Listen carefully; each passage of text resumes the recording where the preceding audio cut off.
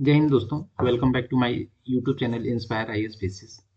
आज हम कंटिन्यू करने वाले हैं पीटी 365 मैगजीन का पॉलिटी सब्जेक्ट, जिसका ये लेक्चर नंबर 4 होगा। और इसके पहले ऑलरेडी हम लोगों ने लेक्चर नंबर 1 2 3 कवर किया है, जिसका ये इस सीरीज का ये लास्ट लेक्चर है। और इनकेस आप हमसे फर्स्ट टाइम जुड़े हैं तो प्लीज़ सब्सक्राइब आवर चैनल, और रिमेनिंग जो पहले की वीडियोज़ हैं उसको आप हमारे चैनल पे जाके चेकआउट कर सकते हैं।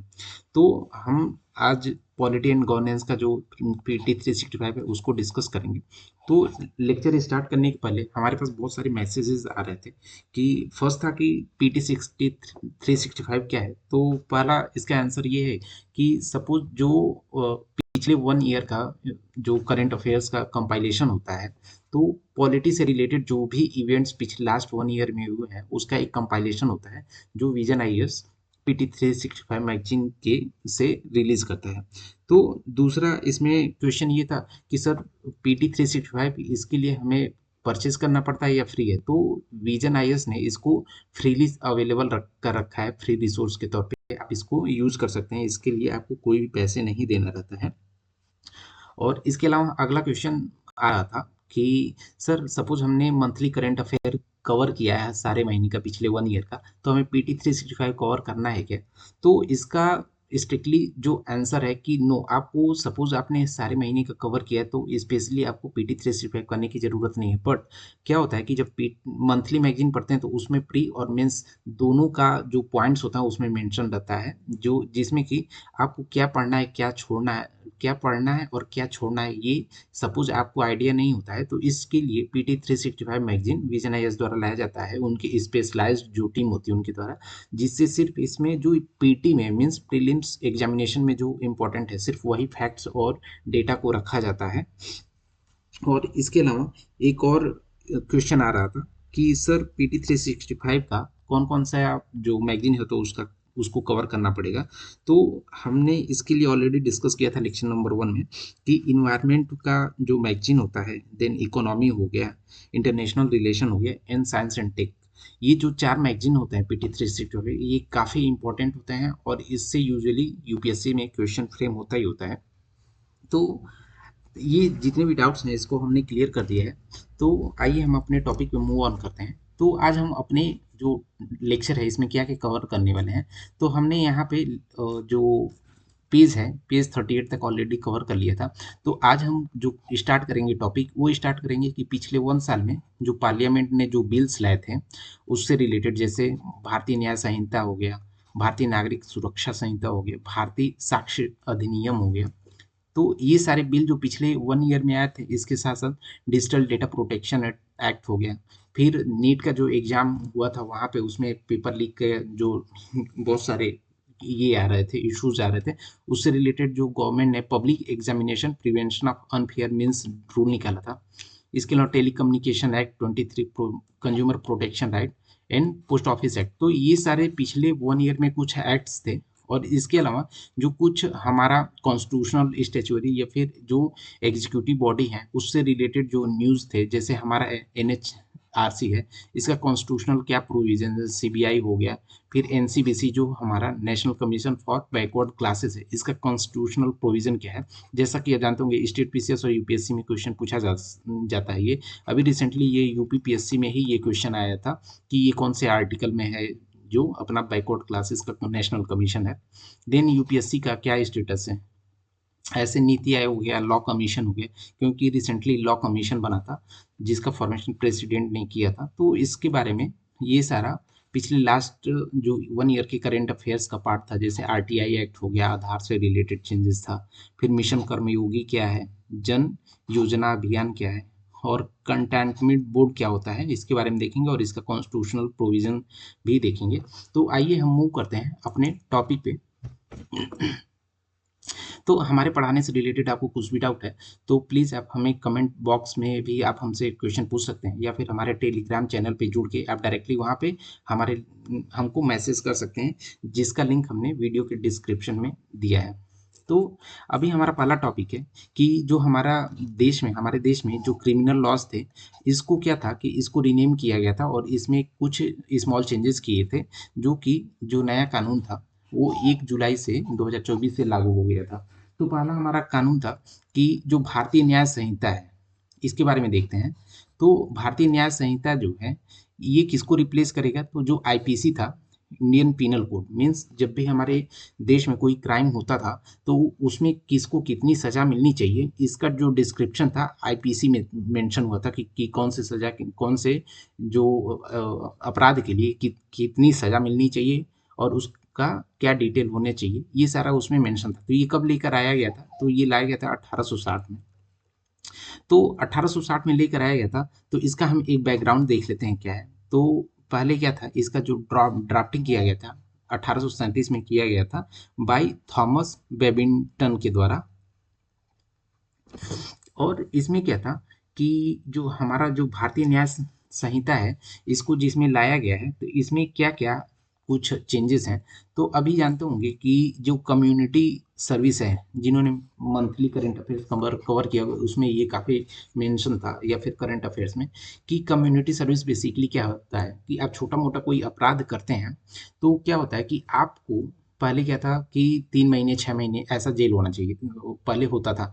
बट अभी भारतीय न्याय संहिता में ऐसा कर दिया कि आप छोटा मोटा कोई अपराध करते हैं तो उसके लिए आपको जेल की सजा ना करके, जो सपोज कोई ऐसा सोशल एनजीओ है, सपोज यहाँ पे वृद्धाश्रम है, तो वहाँ पे बोल देगा कि सजा के तौर पे बोलेगा कि वहाँ पे जाके वृद्धाश्रम में 1 महीने लोगों का ख्याल रखिए, या उसका वहाँ पे जो एनजीओ है उसका जो पर्टिकुलर एरिया है उसकी साफ सफाई करिए। तो ऐसे जो पनिशमेंट थे, इसको हम कम्युनिटी सर्विस बोलते हैं। तो ये इंडिया में फर्स्ट टाइम इसका डिस्क्रिप्शन आया है, और इसके पहले अदर जो कंट्रीज हैं यहाँ पे ये पहले से था। दूसरा चेंजेस आया था कि जो गैंगरेप की विक्टिम है, सपोज जिसके साथ गैंगरेप हुआ, तो पहले क्या था कि 16 साल तक की लोगों को हम लोग इसको मेजर कंसिडर करते थे। मीन्स जैसे 18+ लोग होते हैं, जो 18+ एडल्ट जिनको बोलते हैं, तो ऐसे लोगों को एडल्ट बोलते थे हम 16+ के केस में। बट इसको और स्ट्रिक्ट बनाने के लिए क्या उन्होंने किया गवर्नमेंट ने, कि सपोज जो विक्टिम है, गैंगरेप की विक्टिम है, उनका एज 18 है, 18 तक की एज को वो हम लोग माइनर उसमें कंसिडर करेंगे। तो ये मेजर चेंजेस थे। और इसके अलावा क्या होता है कि सपोज किसी महिला के साथ जो होता है कि सेक्सुअल जो इंटरकोर्स किया जाता है, मीन्स सेक्सुअल रिलेशन किया जाता है किसी महिला के साथ, और वो कैसे फॉल्स प्रॉमिस, मीन्स वो ऐसा केस होता है कि कोई पर्सन है, वो बोला कि हम आपसे शादी करेंगे, और शादी के बहाने क्या होता है कि सेक्सुअल इंटरकोर्स होता है या सेक्सुअल रिलेशनशिप बिल्ड करते हैं, और बाद में वो जो पर्सन है वो बोलता है कि नहीं हम शादी नहीं करेंगे। तो ये हो गया फॉल्स केसेस हो गया। तो ऐसे केस को भी इसमें इंक्लूड किया गया है। तो ये कुछ की हाईलाइटेड थे जो कि यूपीएससी में ऐसे क्वेश्चन फ्रेम कर सकते हैं। और आप ध्यान रखिएगा, जो भी करंट अफेयर्स के टॉपिक हैं वो यूपीएससी जनरली स्टैटिक से लिंक, स्टैटिक मीन्स जो अपना रेगुलर आपका बुक होता है उससे क्वेश्चन लिंक करके, दोनों को करंट अफेयर और स्टैटिक पार्ट को लिंक करके वहाँ पे क्वेश्चन पूछती है। आप पीवाईक्यू एनालिसिस करेंगे तो ये आपको पता चलेगा। और भारतीय न्याय संहिता में ऑर्गेनाइज्ड जो क्राइम है इसको इन्होंने डिफाइन किया है, नहीं तो इसके पहले हमारे किसी भी एक्ट में ऑर्गेनाइज क्राइम के बारे में कहीं पे मेंशन नहीं था। तो ऑर्गेनाइज क्राइम क्या होता है कि बेसिकली क्या होता है कि कोई अनलॉफुल एक्टिविटी करता है। तो अनलॉफुल एक्टिविटी क्या होता है कि मीन्स लॉ के हिसाब से कुछ गलत जो काम करता है, जैसे किडनैपिंग हो गया, एक्सटॉर्शन मीन्स किसी से पैसे निकलवाने के लिए ये करता है, फिर कॉन्ट्रैक्ट किलिंग में पैसे लेकर किसी को मारने की धमकी देता है, लैंड ग्रैबिंग किसी की ज़मीन हड़पता है। तो ऐसे केस को हम जो है ऑर्गेनाइज क्राइम के केस में रखेंगे, और उन पे ऑर्गेनाइज क्राइम वाला जो भी उसका प्रोसीजर होगा पीनल का, वो दिया जाएगा बाई भारतीय न्याय संहिता के द्वारा। तो ये ध्यान रखिएगा कि भारतीय न्याय संहिता किसको रिप्लेस करेगा, ये रिप्लेस करेगा जो आईपीसी है हमारा इंडियन पीनल कोड 1860 को, ये रिप्लेस करेगा, इसको रिप्लेस करेगा। दूसरा हमारा पॉइंट है कि दूसरा हमारा जो एक्ट है वो भारतीय नागरिक सुरक्षा संहिता, ये रिप्लेस करेगा जो सीआरपीसी, जिसको शॉर्ट में सीआरपीसी हम बोलते हैं। CrPC stand for criminal procedure code, means criminal case में उसका क्रिमिनल को हैंडल करने के लिए क्या प्रोसेस होना चाहिए, इसका डिस्क्रिप्शन जो है सीआरपीसी में मेंशन था। अभी सीआरपीसी को रिप्लेस करेगा भारतीय नागरिक सुरक्षा संहिता, और ये 1 जो जुलाई है 2024, यहाँ से ये लागू हो चुका है। तो ये ध्यान दीजिएगा कि ये जो है सीआरपीसी को रिप्लेस करेगा भारतीय नागरिक सुरक्षा संहिता।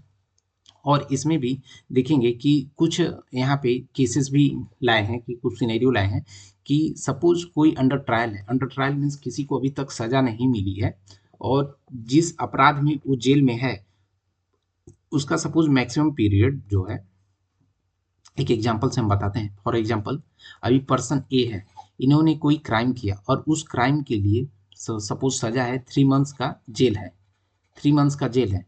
और ये लोग जाते हैं और ये फर्स्ट टाइम, ए ने फर्स्ट टाइम क्राइम किया है और जो भी क्राइम किया है उसकी मैक्सिमम सजा 3 महीने की जेल है। और इन्होंने क्या किया है, 1 महीने का जेल में इन्होंने जेल हो चुका है, तो ये क्या होगा, बॉन्ड पेपर पे इनको रिलीज कर दिया जाएगा जब तक कि उनको सजा नहीं दी जाती है। मीन्स फर्स्ट टाइम ये ऑफेंडर है, क्राइम किए हैं, फर्स्ट टाइम क्राइम किए हैं और इन्होंने जो मैक्सिमम सजा है जो 3 महीने, तो उसका 1/3 मीन्स 1 महीने उन्होंने जेल में रह लिया है, तो इसकी वजह से उनको कुछ पैसे का बॉन्ड पेपर दे के इनको जेल से रिलीज किया जाएगा। और इसमें दूसरा पॉइंट ये रखा गया है कि कोई यूजुअल मीन्स अक्सर क्राइम करने वाला कोई पर्सन है और वो उन्होंने कोई क्राइम किया है और उस क्राइम के लिए मैक्सिमम जो है सजा सपोज 3 मंथ्स है और उन्होंने उसका हाफ पीरियड मीन्स 1.5 1.5 महीने उन्होंने जेल में रह लिया है, तो उनको बेल दिया जा सकता है। तो ये काफ़ी इंपॉर्टेंट हो जाता है, इसको ध्यान रखिएगा। इसमें फिर मेडिकल एग्जामिनेशन की भी बात करती है। मीन्स क्या होगा कि कोई भी पुलिस ऑफिसर है, ये मेडिकल एग्जामिनेशन ये कर सकता है, इंक्लूडिंग रेप केसेस में भी इसको परमिशन की ज़रूरत यहाँ पे नहीं पड़ेगी। फिर फॉरेंसिक इन्वेस्टिगेशन क्या होता है कि सपोज कोई कोई ऐसा ये होता है कि क्राइम होता है जिसमें सजा का प्रावधान जो है 7 साल के ज़्यादा का है, 7 ईयर्स का यहाँ पे सजा का प्रावधान होता है। जब 7 साल से ज़्यादा का सजा का प्रावधान होगा तो ऐसे केसेस में जो फॉरेंसिक इन्वेस्टिगेशन होता है, फॉरेंसिक इन्वेस्टिगेशन वो तरीका होता है इन्वेस्टिगेशन का जिसमें हम टेक्नोलॉजी की हेल्प से सबूत को कलेक्ट करते हैं, तो उस चीज़ को हम फॉरेंसिक इन्वेस्टिगेशन बोलते हैं फॉरेंसिक साइंस में। तो ऐसे केसेस में हम फॉरेंसिक इन्वेस्टिगेशन करना मैंडेटरी हो जाएगा। हमारा थर्ड पॉइंट है कि भारतीय साक्ष्य अधिनियम। तो भारतीय साक्ष्य अधिनियम, तो अब जानते होंगे जो हमारा लीगल सिस्टम है, तो लीगल सिस्टम में कौन कौन सी चीज़ को हम सबूत, जो कोर्ट है वो सबूत मानेगा, या मीन्स कौन कौन से पेपर को, कौन कौन से डॉक्यूमेंट को ये जो हमारा कोर्ट है या फिर लीगल सिस्टम है, पुलिस है, सबूत मानेगा। इसका डिस्क्रिप्शन जो है इंडियन एविडेंस एक्ट 1872 में दिया गया था। तो इसको रिप्लेस किया है भारतीय सुरक्षा अधिनियम 2023। तो अभी ये रिप्लेस हो जाएगा इंडियन एविडेंस एक्ट, और जो नया एक्ट है उसको हम भारतीय साक्ष्य अधिनियम बोलेंगे। तो इस अधिनियम में, जो भारतीय साक्ष्य अधिनियम है, इसमें बोला गया है कि जो इलेक्ट्रॉनिक या डिजिटल रिकॉर्ड है उसको हम एविडेंस के तौर पे यूज़ कर सकते हैं। तो ये इंपॉर्टेंट हो जाता है क्योंकि पहले इस तरीके का कोई प्रोविज़न नहीं था इसमें। तो आप इलेक्ट्रॉनिक या डिजिटल मीडिया को भी हम एविडेंस के तौर पे यूज़ करें। दूसरा है कि सपोज आप ओरल कुछ एविडेंस देते हैं, तो इलेक्ट्रॉनिकली ओरल दिया गया मीन्स आप वीडियो कॉल के थ्रू सपोज कोई एविडेंस देते हैं, तो इसको एक एविडेंस के तौर पे हम इसको यूज कर सकते हैं। मीन्स हमारा लीगल सिस्टम जो है इसको एक एविडेंस के तौर पे यूज किया जा सकता है। हमारा अगला टॉपिक है digital personal data protection act. तो बेसिकली जिसका इसका नेम से जान लोगे कि डिजिटल हो गया, डिजिटल मीन्स हमारा जो कंप्यूटर या नेटवर्क के थ्रू जो डेटा का प्रोसेस होता है वो, और पर्सनल डेटा मीन्स हमारे या फिर आपका जो डेटा होता है उसको पर्सनल डेटा बोलते हैं। और उसका ये जो प्रोटेक्शन मीन्स उसकी रक्षा करने के लिए जो नियम बनेगा उसी चीज़ को हम एक्ट बोलेंगे। तो digital personal data protection act क्या है, तो ये क्या करेगा कि रेगुलेट करेगा किस चीज़ को, जो हमारा या फिर आपका जो इम्पोर्टेंट डेटा होता है वो लीकेज ना हो, कहीं चोरी ना हो, इस चीज़ से रिलेटेड ये बिल लेकर आया गया है जिसमें राइट को प्रोटेक्ट किया जाएगा किसी के। और ये किस पे लागू होता है, ये किसी पर्सन पे लागू होता है, कंपनीज हो गए उन पे लागू होता है, कोई government entity means government body है उस पर भी ये लागू होता है। और इसका वायलेशन करने पे फाइनेंशियल पेनल्टीज भी है, जैसे राइट हो गया, ड्यूटीज हो गया, इस तरीके की ब्रीचेस के केस में उनको फाइनेंशियल पनिशमेंट भी दिया जा सकता है। ये कौन कौन केसेस में लागू होगा, तो ये लागू होने के लिए दो केसेस हैं। पहला केसेस है कि सपोज वो जो इंसिडेंट है, जो डिजिटल डेटा प्रोटेक्शन जो है उसका प्रोसेसिंग इंडिया में हो रहा है और वो डिजिटली हो। तो हमने बताया कि इंडिया में कोई कंपनी काम कर रही है और उन्होंने डिजिटल कोई डेटा है या फिर नॉन डिजिटल डेटा है उसका प्रोसेसिंग किया हो या फिर उसमें कोई धांधली किया है, तो इसमें एक तो कवर करेगा। दूसरा है कोई फॉरेनर कंपनी है वो इंडिया में अपने ऑपरेशंस कर रही है, तो उसको भी इसके थ्रू इंक्लूड किया जाएगा। तो ये ध्यान रखिएगा, दो इम्पोर्टेंट टॉपिक हैं कि कौन कौन से लोगों को इसके थ्रू कवर किया जाएगा। और इसमें कंसेंट के बारे में दिया गया है, मीन्स आप देखेंगे कि आप कुछ भी एप्लीकेशन डाउनलोड करते हैं तो उसको ओपन करने के लिए पहले आपसे कंसेंट मांगता है कि हाँ क्या हम आपके लोकेशन को यूज़ कर सकते हैं, आपकी कॉल रिकॉर्ड को यूज़ कर सकते हैं, आपकी गैलरी को रिकॉर्ड को यूज़ कर सकते हैं क्या। तो इस जब ओके आप बोल देते हैं या नो बोल देते हैं, इसी को कंसेंट मीन्स आपसे सहमति ले रहा है कि हाँ हम आपके डेटा को यूज़ करें कि ना करें। तो इसमें क्या था कि जो हमारा तो पर्सनल जो डेटा होता है हमारा या फिर आपका, वो लॉफुल पर्पस के लिए मीन्स जो जनरली लीगल है उस चीज़ के लिए वो यूज किया जा सकता है। बट इसके लिए भी आपको कंसेंट देना पड़ेगा, मीन्स सहमति देनी पड़ेगी। और सपोज यहाँ पे क्या होता है कि कोई चाइल्ड है, मीन्स छोटा बच्चा है या फिर कोई पीडब्ल्यूडी वाला पर्सन है, PWD means person with disability का पर्सन है, तो उसका जो डेटा है वो लोग उसके पेरेंट्स या फिर उसके जो लीगल गार्जियन होते हैं उनके परमिशन से आप उनका डेटा यूज कर सकते हैं, इसमें ऐसा कंसेंट के थ्रू। इस जो डिजिटल डेटा प्रोटेक्शन एक्ट है इसमें एक बोर्ड बनाने की बात कही है जिसको digital data board of India बोलेंगे। और इसका जो है जो फॉर्मेशन होता है ये सेंट्रल गवर्नमेंट इसका इस्टेब्लिशमेंट करेगी। और इसका जो फंक्शन होगा ये होगा कि जो डिजिटल डेटा का है मॉनिटरिंग हुआ, कंप्लायंसेस हुआ, मीन्स जो डेटा प्रोसेसिंग में कोई इशू आता है तो उसको रेगुलेट करने का जो प्रोसेस होता है उसको हम कंप्लायंस बोलते हैं। तो उसका मॉनिटरिंग कंप्लायंस हो गया। फिर कहीं पे प्रोसेसिंग में कोई इशू आता है तो ग्रीवांस मीन्स आपके जो इश्यूज हैं तो उसको सुनने के लिए कोई अथॉरिटी होनी चाहिए, उसी चीज़ को हम ग्रीवांस रिड्रेसल मैकेनिज्म बोलते हैं। इस जो बोर्ड है इस बोर्ड मेंबर में कौन कौन होगा, तो ये जो है 2 साल के लिए अपॉइंट किए जाएंगे। और ऐसे लोग दोबारा जो है एलिजिबल होंगे कि एक बार अपॉइंट हुए तो वो दोबारा भी अपॉइंट हो सकते हैं इस बोर्ड मेंबर के तौर पे। और सपोज ये बोर्ड कोई डिसीजन देता है, मीन्स यहाँ पे कोई डिसीजन या जजमेंट देता है तो आप इसके अगेंस्ट अपील कर सकते हैं। और ये अपील कहाँ करेंगे, ये जो telecom dispute settlement and appellate tribunal है, ये ट्रिब्यूनल है, यहाँ पे आप जाके इसके अगेंस्ट आप कंप्लेन कर सकते हैं। बाकी ये आगे देखेंगे कि इतना कुछ इम्पोर्टेंट नहीं है तो आप इस चीज़ को यहाँ पे स्किप कर सकते हैं। अभी हमारे जो भी टॉपिक है इससे पढ़ाने से रिलेटेड कुछ भी डाउट है तो आप हमसे कमेंट करिए, जो भी रहेगा उसका हम सॉल्यूशन देने का ट्राई करेंगे। अभी हमारा इसमें cross border transfer means cross border transfer क्या होता है कि जब आप एक जगह से आप एक कंट्री से दूसरे कंट्री में पेमेंट करते हैं या फिर कुछ भी डेटा का ट्रांसफ़र करते हैं तो उस चीज़ को हम क्रॉस बॉर्डर ट्रांसफ़र बोलते हैं। तो जब भी एक कंट्री से दूसरे कंट्री में डेटा पर्सनल डेटा का ट्रांसफ़र होगा तो वहाँ पे इस रूल के अंदर उसको रेगुलेट किया जाता है। मीन्स ये जो नियम है ये बोलता है कि आप एक कंट्री से दूसरी कंट्री में डेटा का ट्रांसफ़र कर सकते हैं। सिर्फ और सिर्फ इसमें एक एक्सेप्शन डाला गया है। एक्सेप्शन में क्या डाला गया है, ऐसे कंट्री जहाँ पे गवर्नमेंट ऑफ इंडिया डेटा का शेयरिंग ब्लॉक नहीं की हो, तो इसको ध्यान रखिएगा।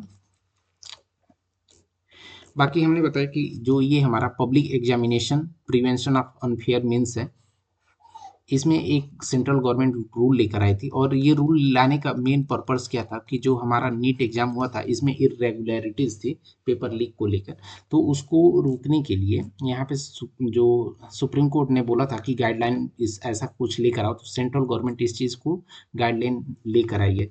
तो इस रूल में क्या क्या हाईलाइट है उसको देख लेते हैं। तो पहला है कि सपोज किसी सेंटर पे एग्जाम हो रहा है तो वहाँ का उसका कोई वेन्यू इंचार्ज होगा, तो वेन्यू इंचार्ज जो है इनकेस पेपर लीक जैसा कुछ इंसिडेंट होता है और जो प्राइमा फेसी होता है, prima facie means first instance में जो लगता है कि हाँ इसी ने अपराध किया है, उस पर वो उसको पावर दिया गया है कि वो एफआईआर रजिस्टर कर सकता है। प्राइमा फेसी मीन्स जो मेन रीजन है या जिसने भी पेपर लीक किया है। तो पहला वेन्यू इंचार्ज से रिलेटेड हो गया। और यहाँ पे एक कमिटी बनाने की भी बात करती है जिसमें मैनेजमेंट के मैनेजमेंट या फिर बोर्ड के डायरेक्टर लोगों को इन्वॉल्व किया जाए, और जब भी यहाँ ऐसा कुछ इंसिडेंट होता है तो इन लोगों के, तो इसमें एक ऐसा बोर्ड बनाया जाएगा जो जिसको हम बोलेंगे कमिटी। वो कमिटी क्या करेगा, सपोज मैनेजमेंट ने कोई खेल किया, मीन्स मैनेजमेंट में जानबूझकर पेपर को लीक कर दिया है, या फिर वहाँ के बोर्ड ऑफ डायरेक्टर हैं इन्होंने पेपर को लीक कर दिया है जानबूझ के, तो वो बोर्ड क्या करेगा, इन लोगों के खिलाफ स्ट्रिक्ट एक्शन लेगी। तो इसमें बेसिकली यही था। तो इस एक्ट में आप जानते होंगे कि अनफेयर मीन्स को यहाँ पे इंक्लूड किया गया है, जैसा कि इसमें नेम में देखेंगे कि इस एक्ट का नेम है public examination prevention of unfair means. तो यहाँ पे बोला है कि अनफेयर मीन्स क्या होता है, इस एक्ट ने अनफेयर मीन्स को डिफाइन किया है कि अनफेयर मीन क्या होता है। अनफेयर मीन्स जो है leakage of question paper, means exam होने वाला है और उसका क्वेश्चन पेपर लीक हो गया है, फिर आंसर की बन के रेडी है, तो वहाँ पे उसका आंसर के यहाँ पे लीक हो जाता है। फिर कोई एक कैंडिडेट है वो एग्जाम दे रहा है और उसका कोई उसको हेल्प करते हुए पकड़ा गया पब्लिक एग्जामिनेशन, सरकारी पब्लिक एग्जामिनेशन मीन्स सरकारी एग्जामिनेशन में। और इसके अलावा सपोज कोई ऑनलाइन एग्जामिनेशन है तो उसका जो नेटवर्क है कंप्यूटर का, उससे उसके साथ कोई छेड़छाड़ कर रहा है, या फिर कोई फेक मीन्स जो गलत जो एग्जाम लेने का एक ढोंग कर रहा है, ऐसे लोगों पे ये सख्त मीन्स ऐसे लोगों को अनफेयर मीन्स काउंट किया है।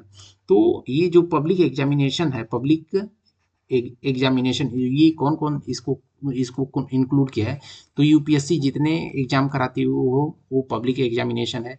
एसएससी जितने भी एग्जाम कराती है वो भी जो है पब्लिक एग्जामिनेशन है।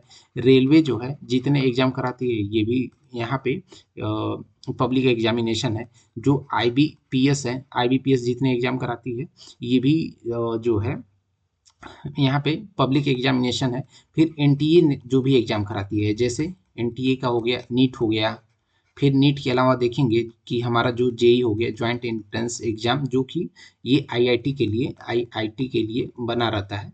तो इन सारे एग्जाम को पब्लिक एग्जामिनेशन बोलेंगे। और इसमें कोई भी यहाँ पे चीटिंग या फिर क्वेश्चन पेपर का लीकेज होता है, आंसर की का लीकेज होता है, तो जो public examination prevention unfair means का रूल है, जो एक्ट है, इसके थ्रू यहाँ पे सजा दी जाएगी। और सजा देने का देखेंगे पनिशमेंट का क्या प्रोसेस है। तो यहाँ पे बोला गया है कि कोई इंडिविजुअल पर्सन है तो उनको 3 साल तक की जेल, सॉरी 3 साल से 5 साल तक की जेल हो गया, और अब 10 लाख तक का उनको जुर्माना। ये पहला केस हो गया कोई पर्सन है तो। और इन केस कोई इसमें ग्रुप इन्वॉल्व है, मीन्स जानते होंगे जब भी कोई क्राइम आता है तो उसमें बहुत सारे लोग शामिल रहते हैं या फिर कोई इंस्टीट्यूशन शामिल रहता है, तो ऐसे केस में जब क्या होगा कि 1 करोड़ तक की पेनाल्टी है। और इसके साथ साथ देखेंगे कि जो भी एग्जाम कराने का कैंसिल होता है एग्जाम, तो एग्जाम कराने का जो भी खर्च था इसको भी वो ऐसे पार्टी से रिकवर किया जाएगा। हमने बता दिया कि पब्लिक एग्जामिनेशन किसको बोलेंगे, ये यूपीएससी हो गया, एसएससी हो गया, रेलवे, आईबीपीएस, एनटीए, तो ये जितने भी एग्जाम हो गए इसको हम पब्लिक एग्जामिनेशन बोलेंगे। हमारा अगला टॉपिक है कि टेलीकम्युनिकेशन एक्ट। तो टेलीकम्युनिकेशन एक्ट में अभी रिसेंटली इसको केंद्र सरकार लेकर आई थी। तो टेलीकम्युनिकेशन एक्ट में क्या होगा कि ये जो है रिपील करेगा। रिपील मीन्स जो पहले से टेलीकॉम से रिलेटेड एक्ट चला आ रहा है, जैसे इंडियन टेलीग्राफ एक्ट 1885 और दूसरा है इंडियन वायरलेस टेलीग्राफी एक्ट 1933, इसको ये क्या करेगा, रिपील करेगा, मीन्स इसको कैंसिल कर देगा, खत्म कर देगा। और इससे रिलेटेड कोई भी चेंजेस है तो उसको कवर किया जाएगा टेलीकम्युनिकेशन एक्ट 2023 से। और इसमें कौन कौन से प्रोविजन को कवर किया गया है, तो सरकार जैसे टेलीकॉम से रिलेटेड कभी भी जो है स्पेक्ट्रम का एलोकेशन करती है, तो स्पेक्ट्रम का एलोकेशन जो है ऑक्शन के माध्यम से होगा। ऐसा नहीं है कि फर्स्ट कम फर्स्ट सर्व, ऐसा कुछ नहीं होगा कि ऑक्शन लगेगा, बोली लगेगी और जो जिसको ज़्यादा बिड मिलेगा उसको उतना स्पेक्ट्रम दे दिया जाएगा। इसमें ऐसा कवरेज है। और दूसरा है यहाँ पे यूनिवर्सल सर्विस ऑब्लिगेशन जो फंड था पहले इसमें, उसको रीनेम किया गया है और उसको अभी नया नाम दिया गया है कि डिजिटल भारत निधि। तो डिजिटल भारत निधि में जो कलेक्टेड फंड है उससे क्या होगा कि इंडियन है या फिर सेंट्रल गवर्नमेंट होगी, रिसर्च एंड जो डेवलपमेंट है टेलीकॉम के फील्ड में, इसमें उस पैसे की हेल्प से जो रिसर्च एंड डेवलपमेंट पे फोकस करेगी, टेक्नोलॉजी को बूस्ट करने पे काम करेगी। और जो पायलट प्रोजेक्ट होते हैं तो पायलट प्रोजेक्ट बेस बेसिकली क्या होता है कि सपोज सरकार कोई बहुत बड़ा प्रोजेक्ट लेकर आने वाली है, तो उस प्रोजेक्ट को सपोज अपने पूरे देश में एक साथ लागू करती है, तो वहाँ पे क्या होगा कि कुछ भी इशू आता है तो उसका इम्पैक्ट बहुत ज़्यादा होगा। तो वो क्या करती है कि कोई बड़ा जो आता है एक्ट, तो उसको क्या करेगी, पूरा इंडिया में लागू ना करके सिर्फ सिर्फ कुछ लिमिटेड सिटीज़ में, मीन्स 2 से 3 लिमिटेड सिटीज़ में क्या करेगी, उस एक्ट को लागू करेगी। और वहाँ पे 2-3 महीने ऑब्जर्व करेगी कि इससे रिलेटेड क्या-क्या इशू आ रहे हैं, क्या-क्या चैलेंजेस आ रहे हैं, क्या-क्या बेनिफिट हैं, क्या-क्या लॉसेस हैं। और इसको एनालिसिस करने के बाद फाइनली वहाँ पे सपोज लगेगा कि कुछ उसको इम्प्रूवमेंट करना है तो इम्प्रूव करेगी, नहीं तो फिर क्या करेगी, उसको एज इट इज़ वो क्या करेगी, ऑल ओवर इंडिया के लिए वो लागू कर देगी। जैसे वहाँ पे अपना जो टोल के लिए, जैसे कि वो टोल के लिए जो एनएचआई है उन्होंने फास्टैग लेकर आया था, तो वो पहले कुछ लिमिटेड जो नेशनल हाईवे हैं, एक्सप्रेसवे हैं, उन पे लगाया, फिर बाद में वो सक्सेसफुली रन कर गया वो पायलट प्रोजेक्ट, तो उन्होंने क्या किया कि ऑल ओवर इंडिया में इम्प्लीमेंट कर दिया गया। तो अगला हमारा टॉपिक है इंटरनेट शटडाउन से रिलेटेड।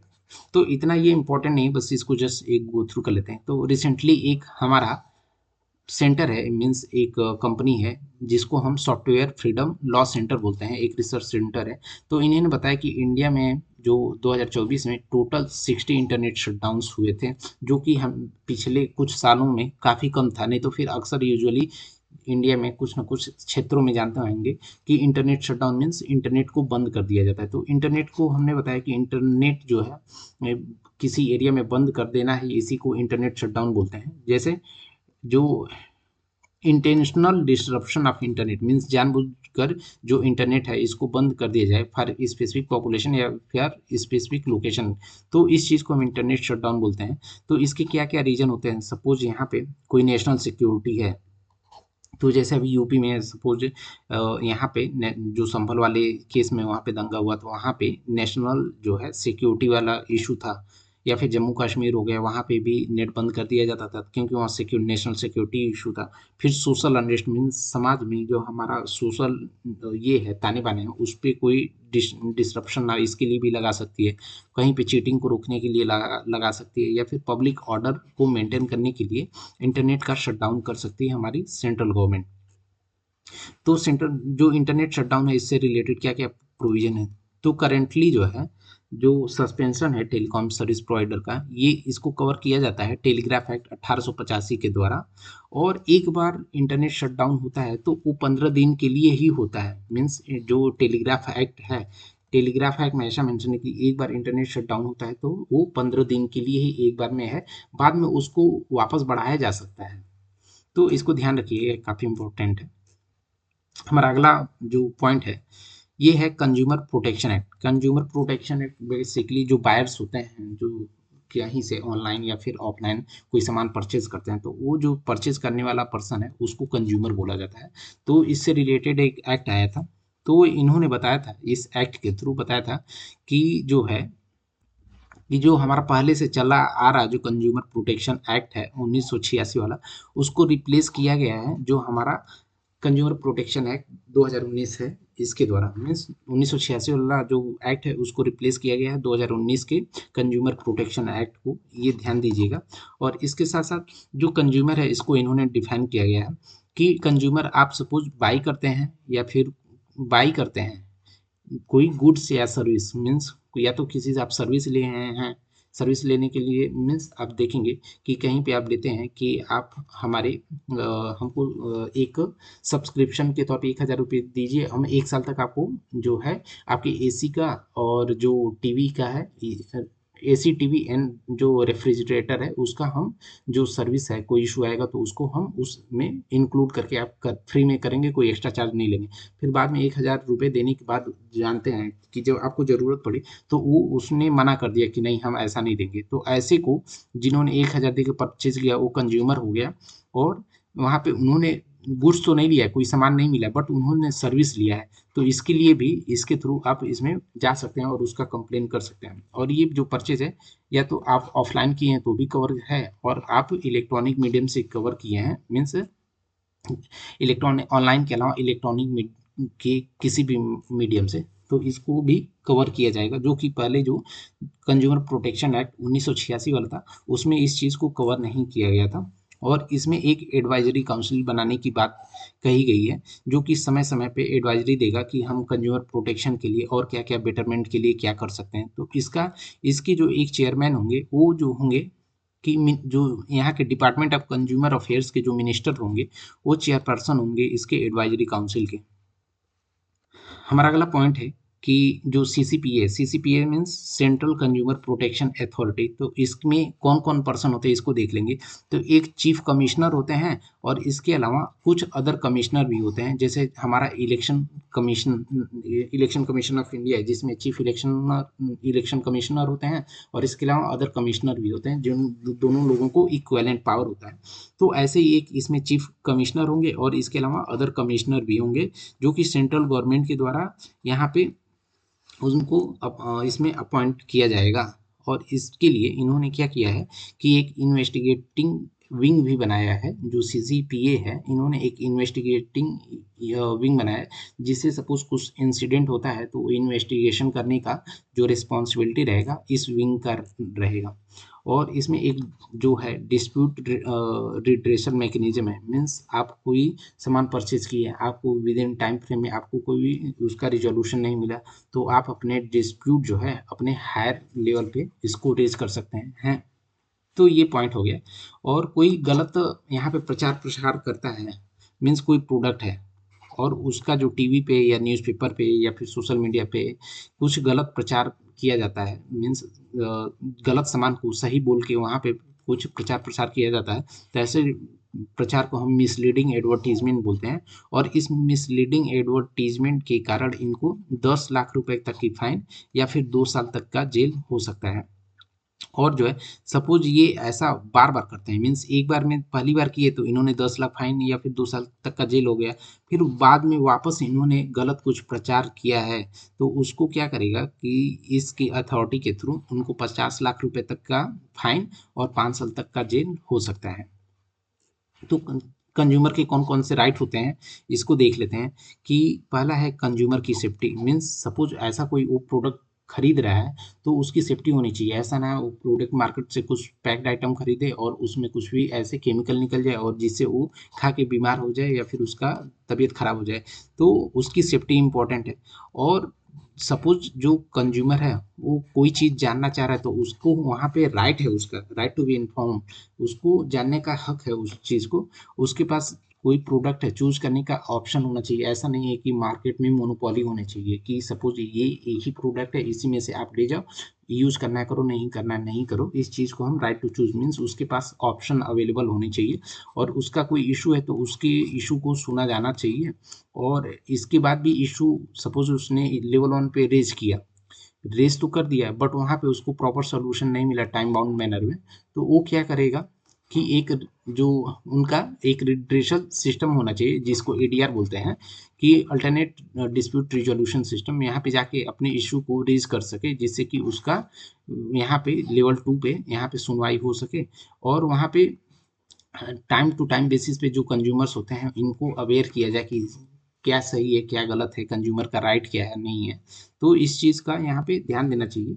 और यहाँ पे सीसीपीए जो है इसके बारे में देख लेते हैं कि स्टेटस क्या है। तो अभी के टाइम पे देखा जाए तो जो सीसीपीए है ये यहाँ पे जो बेटिंग होती है मीन्स सट्टा और गैम्बलिंग है, इसके प्रचार प्रसार पे रोक लगाती है।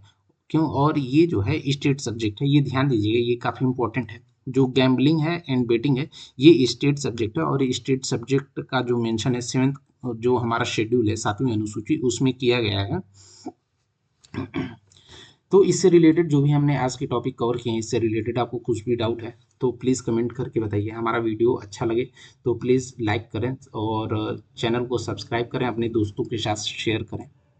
और इनकेस आप हमसे फर्स्ट टाइम जुड़ रहे हैं तो ऑलरेडी इसका हमने 3 लेक्चर कवर कर लिया है और ये मुझे लगता है इस सीरीज़ का पीटी 365 जो पॉलिटी मैगजीन है इसका ये लास्ट लेक्चर होगा। और लास्ट लेक्चर कवर करने के बाद एक हम मैराथन वीडियो जो 4 वीडियो हैं उसको कंपाइल करके एक साथ डाल लेंगे, जिससे कि कुछ लोगों को जो होता है हमारे पास 2 तरह के ऑडियंस होते हैं। कुछ लोग छोटा छोटा वीडियो देखना प्रेफर करते हैं, कुछ लोग होते हैं कि सोचते हैं कि एक ही वीडियो में सारा हमें इन्फॉर्मेशन मिल जाए। तो दोनों लोगों को ध्यान रखते हुए कि हम जो छोटे छोटे अभी लेकर आए हैं, जिससे कि ऐसे ऑडियंस जो छोटे छोटे क्लिप्स देखना चाहते हैं वो इस यहाँ पे देख लेंगे, और कुछ लोग सोचते हैं कि एक ही वीडियो में सारा डिटेल आ जाए। तो ऐसे लोगों के लिए हम आज के ये लेक्चर होने के बाद हम एक ही वीडियो बना के सारा डिटेल वहाँ पे अपलोड कर देंगे, वहाँ से जाके देख सकते हैं। और भी आपको दूसरा कोई डाउट है, क्वेरी है, तो वो भी कमेंट करके बताइए, या फिर हमें टेलीग्राम पे मैसेज करिए। तो अभी हमारा अगला टॉपिक है कि एफसीआरए के बारे में देखते हैं। FCRA means foreign contribution regulation act के बारे में देखते हैं। तो बेसिकली जो एफसीआरए आता है वो मिनिस्ट्री ऑफ होम अफेयर्स के आता है, जो हमारा गृह मंत्रालय है उसके अधीन आता है। और एफसीआरए का जो फुल फॉर्म है वो foreign contribution regulation act means, आप जैसा कि नेम से आपको समझ पा रहे हैं, foreign means foreign contribution means विदेश से कोई सहायता इंडिया में भेजा जा रहा है तो इसको रेगुलेट किया जाता है फॉरेन कंट्रीब्यूशन रेगुलेशन एक्ट के थ्रू। और ये कोई डोनेशन हो गया या फिर पेमेंट का कोई ट्रांसफर हो गया, ऐसा जब भी कुछ होता है तो इसको जो गवर्नमेंट है कवर करती है एफसीआर के थ्रू। तो ये बेसिकली किसके लिए लाया गया है? आप जानते हो इंडिया में नॉन गवर्नमेंट ऑर्गेनाइजेशन होते हैं, कुछ नॉन गवर्नमेंटल ऑर्गेनाइजेशन होते हैं, जो हमारा सोशल उत्थान है या फिर हमारा वो पॉलिटिकल पॉलिटिकल हो गया, एक हमारा सोशल हो गया, इकोनॉमिकल हो गया। तो ऐसे लोगों को ध्यान रखते हुए जो एनजीओ बनाया जाता है, जो कि जैसे कोई गरीबी मिटाने के लिए एनजीओ है, कोई है पॉलिटिकल जो है अवेयरनेस के लिए है, कोई एजुकेशन के लिए एनजीओ है, कोई हॉस्पिटैलिटी के लिए है। तो ऐसे मल्टीपल एनजीओ हैं। बट एनजीओ को रन करने के लिए उनको फंड चाहिए होता है। तो फंड कहाँ से आता है? वो फंड वो फॉरेन से कलेक्ट करती हैं। फॉरेन से कलेक्ट करके फंड को वहाँ पे जो ज़रूरतमंद हैं उन लोगों तक पहुँचाती हैं।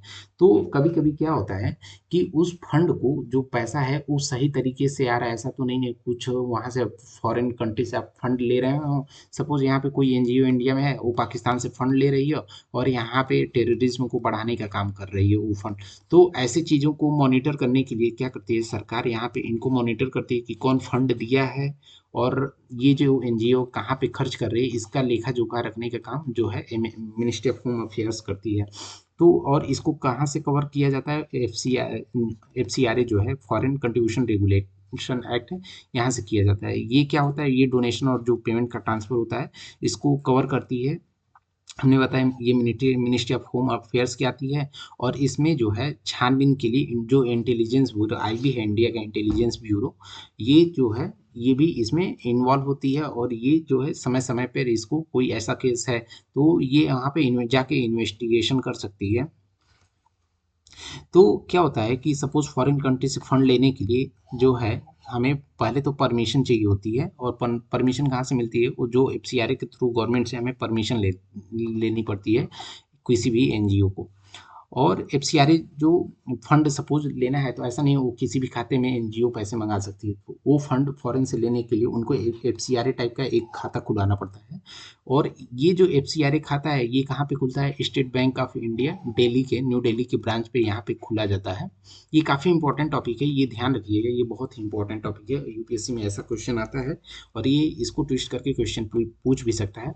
और जब भी आप बेस्ट वे क्या है आपको पीटी 365 यूटिलाइज करने का, आप कोई भी टॉपिक देखें तो आप उस चीज़ को अपने स्टैटिक का जो पार्ट है, सपोज ये पॉलिटी हम पढ़ा रहे हैं तो पॉलिटी के लिए आप सपोज को लक्ष्मीकांत पढ़े तो लक्ष्मीकांत में जाके वहाँ के स्टैटिक वाला पार्ट भी देखिए कि इससे रिलेटेड क्या क्या प्रोविज़न है, जिससे कि आपका स्टडी भी कवर होगा, डायनेमिक भी मीन्स करंट अफेयर भी कवर होगा, और इस बहाने आपका रिवीजन भी हो जाएगा। तो ये इस तरीके से पढ़ेंगे तो आपका जो प्रिपरेशन होगा काफ़ी हॉलिस्टिक होगा। तो हमें पता है एफसीआरए अकाउंट के बारे में कि एफसीआरए अकाउंट जो है इसका खाता कहाँ पे खुलता है? न्यू दिल्ली के ब्रांच पे। और यहाँ पे है जो इस ब्रांच के अलावा आप फॉरेन से कोई भी एनजीओ पैसे किसी दूसरी जगह नहीं ले सकती है। और सपोज जो एफसीआरए के अंदर रजिस्ट्रेशन हो गया उसका वैलिडेशन जो है 5 साल, एक बार रजिस्ट्रेशन हो गया तो वो 5 साल के लिए वैलिडिटी उसकी रहती है। और एक बार एक्सपायर हो गया तो उसको ये 6 महीने के अंदर उसको रिन्यूअल कराना जरूरी रहता है। तो सपोज जो है एनजीओ के पास और भी जो फॉरेन से फंड आ गए, सपोज उनके पास आए हैं 10 करोड़ आ गए, 10 करोड़ कहीं से फॉरेन से फंड आ गए हैं रेगुलर इसको करने के लिए। तो सरकार ने एक पहले क्या था कि वो एनजीओ क्या करती थी, 50% जो पैसे हैं 50% जो उनके ट्रांसफ़र है या फिर पैसे आया है कंट्रीब्यूशन, वो आपस में ही जो उसके मेंबर्स रहते थे एनजीओ आपस में ही वो खर्च अपने पे ही खर्च कर लेते थे, जिससे क्या होता था कि एक्चुअल जो जिस पर्पज़ के लिए वहाँ पे पैसे आए थे उन लोगों के लिए नहीं पहुँच पाता था। तो सरकार ने क्या किया, इस पे कैपिंग लगाया, मीन्स 50% के बजाय उन्होंने कहा आप अपने एडमिनिस्ट्रेशन के लिए ज़्यादा से ज़्यादा 20% फंड को यूज कर सकते हैं और रिमेनिंग जो 80% फंड है ये आप अपने जिस काम के लिए पैसे लिए हैं उस काम के लिए आप करिए। मीन्स आप सपोज लोगों की हेल्प करने के लिए फंड मंगाए हैं तो लोगों की हेल्प करिए। आप सपोज एक एनजीओ है उस जो इसका अपने हमारे इन्वायरमेंट से रिलेटेड पेड़ लगाने का काम करती है, तो 80% वो जो फंड है उसका यूटिलाइज कर लिए हमारे कंट्री में पेड़ लगाने के लिए। तो इसका इस तरीके से एनजीओ और एफसीआरए का काम करती है। तो इससे रिलेटेड आपको कुछ भी डाउट हो तो प्लीज़ कमेंट करके बताइए।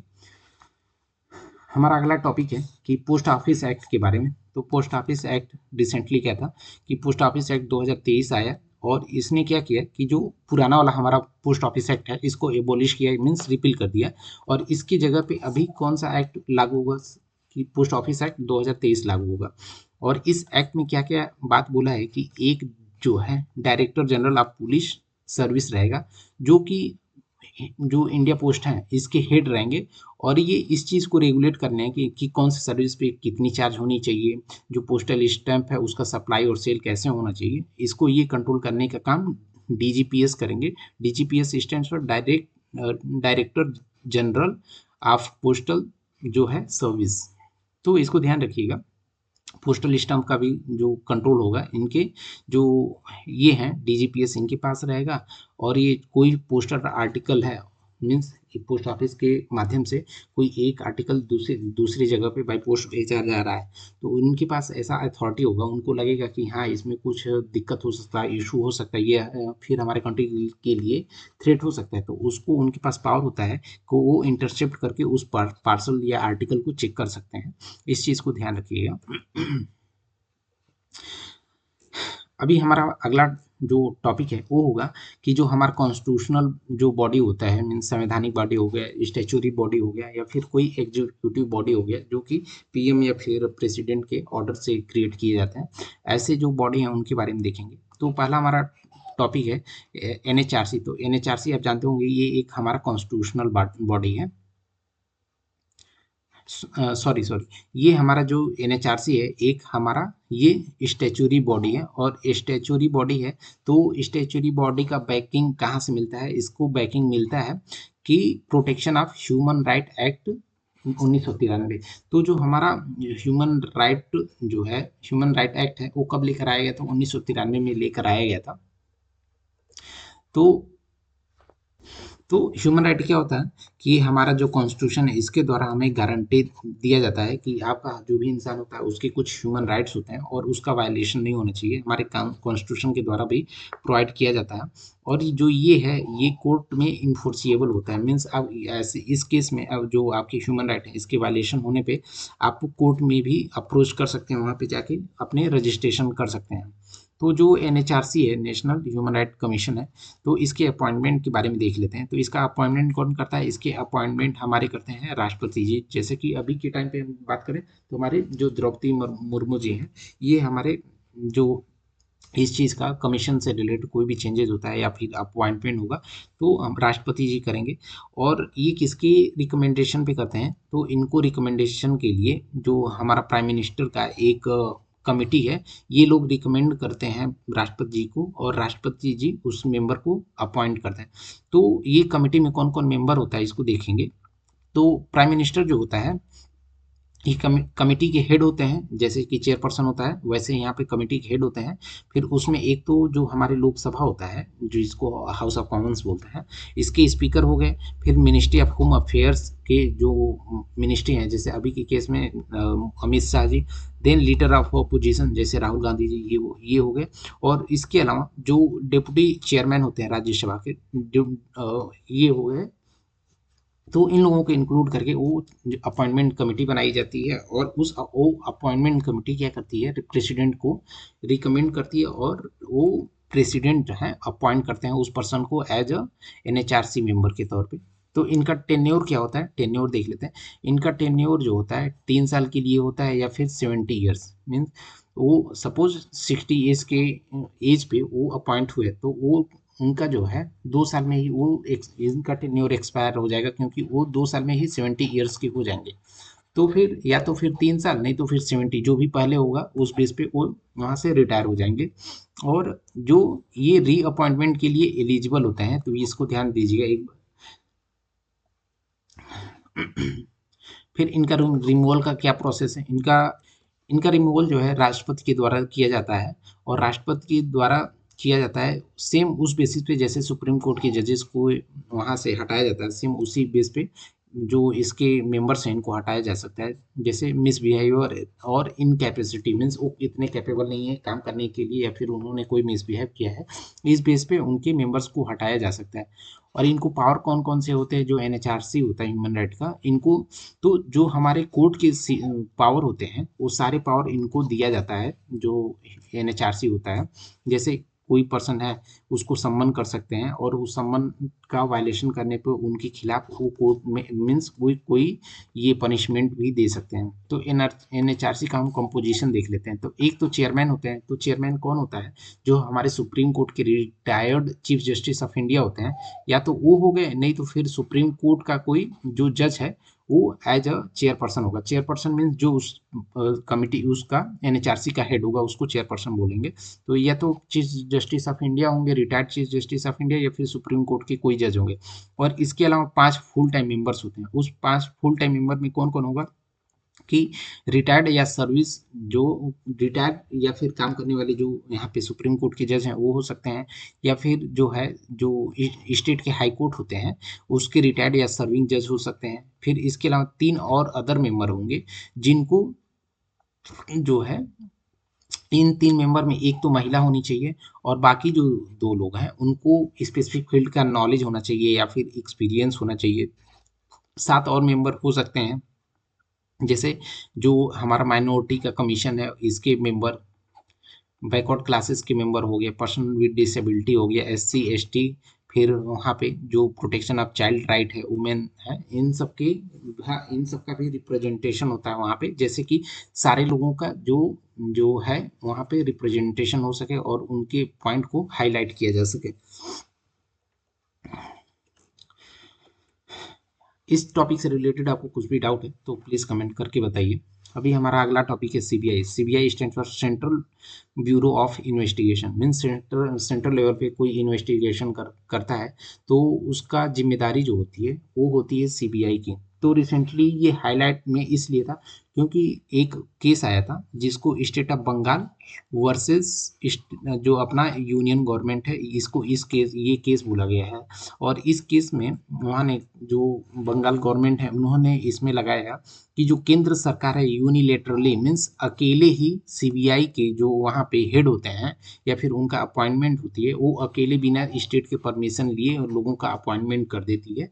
तो इस चीज़ का उन्होंने इशू बनाया कि इससे जो हमारा फेडरलिज्म है मीन्स स्टेट का जो पावर होता है इससे वायलेट हो रहा है। तो इस चीज़ को लेकर ये काफ़ी हाईलाइट था। तो अभी देख लेते हैं जो सुप्रीम कोर्ट का जुरिस्डिक्शन है इन सब चीज़ से रिलेटेड। सपोज सेंटर है और एक या एक से अधिक स्टेट के बीच में वहाँ पे डिस्प्यूट है, तो अंडर आर्टिकल 131 ये सुप्रीम कोर्ट का ये ओरिजिनल जुरिस्डिक्शन है। मीन्स और कोई केस का ऐसे केस का सुनवाई नहीं कर सकता, सिर्फ और सिर्फ सुप्रीम कोर्ट ही कर सकती है। तो सीबीआई के बारे में देख लेते हैं कि सीबीआई का जेनेसिस कहाँ पे हुआ था। तो ये काफ़ी इंपॉर्टेंट पॉइंट है, ये आप लक्ष्मीकांत में भी कवर करिएगा। तो इसका इस्टेब्लिशमेंट जो हुआ था संथानम कमेटी के रिकमेंडेशन के बेस पे हुआ था। ये काफ़ी इंपॉर्टेंट है। और ये किसके अंदर आता है, ये ministry of personal pension and public grievance के अंडर आता है। एक ये नॉन स्टैच्यूटरी बॉडी है और ये नॉन कॉन्स्टिट्यूशनल भी है क्योंकि कॉन्स्टिट्यूशन में ऐसा कुछ भी मेंशन नहीं है। और इसको कहाँ से पावर मिलता है, Delhi special police establishment act 1946 के थ्रू मिलता है। और ये जो होता है प्राइमरली क्या करती है, इन्वेस्टिगेशन काम करती है। पुलिस इन्वेस्टिगेशन पुलिस के तौर पे ये काम करती है। तो इसमें क्या होता है कि जो भी सीबीआई में अपॉइंट होते हैं उसको अपॉइंटमेंट करने के लिए एक कमेटी रहती है जिसमें कि प्राइम मिनिस्टर हेड होते हैं और लीडर ऑफ अपोजिशन, और वहाँ पे चीफ जस्टिस ऑफ जो इंडिया है, ये लोग मिलकर यहाँ पे वो पैनल डिसाइड करता है कि उस मेंबर के किसको वहाँ पे अपॉइंट किया जाएगा। इनका हम टेन्योर की बात करें तो इनका टेन्योर 5 साल तक रहता है, और ये कौन से केसेस को डील करते हैं, एंटी करप्शन हो गया, फिर इकोनॉमिक कोई ऑफेंस करता है, फिर कोई स्पेशल क्राइम करता है, तो ऐसे केसेस को ये डील करती है।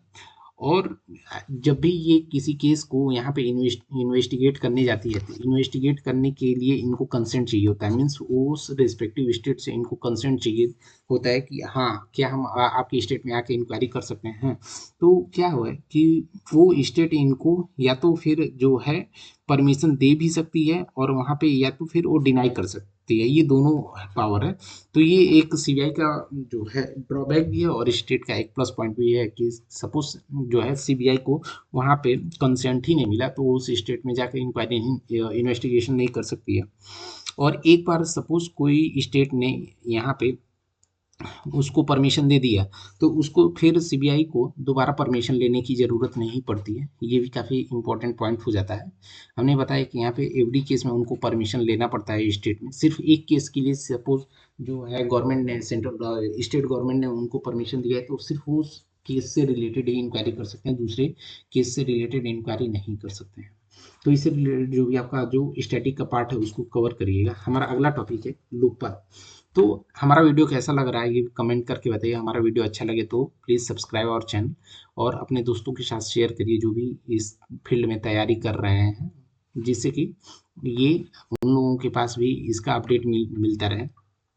तो जैसा कि हमने बताया लोकपाल, तो लोकपाल क्या है, एक इंक्वायरी विंग है। इंक्वायरी किस लिए काम करती है तो इसको बताएंगे कि ये है बेसिकली एक एंटी करप्शन का, सपोज किसी पे एंटी करप्शन का चार्जेस लगा है तो उसका इंक्वायरी करने का काम जो होता है सेंट्रल लेवल पे लोकपाल करती है और स्टेट लेवल पे लोकायुक्त करती है।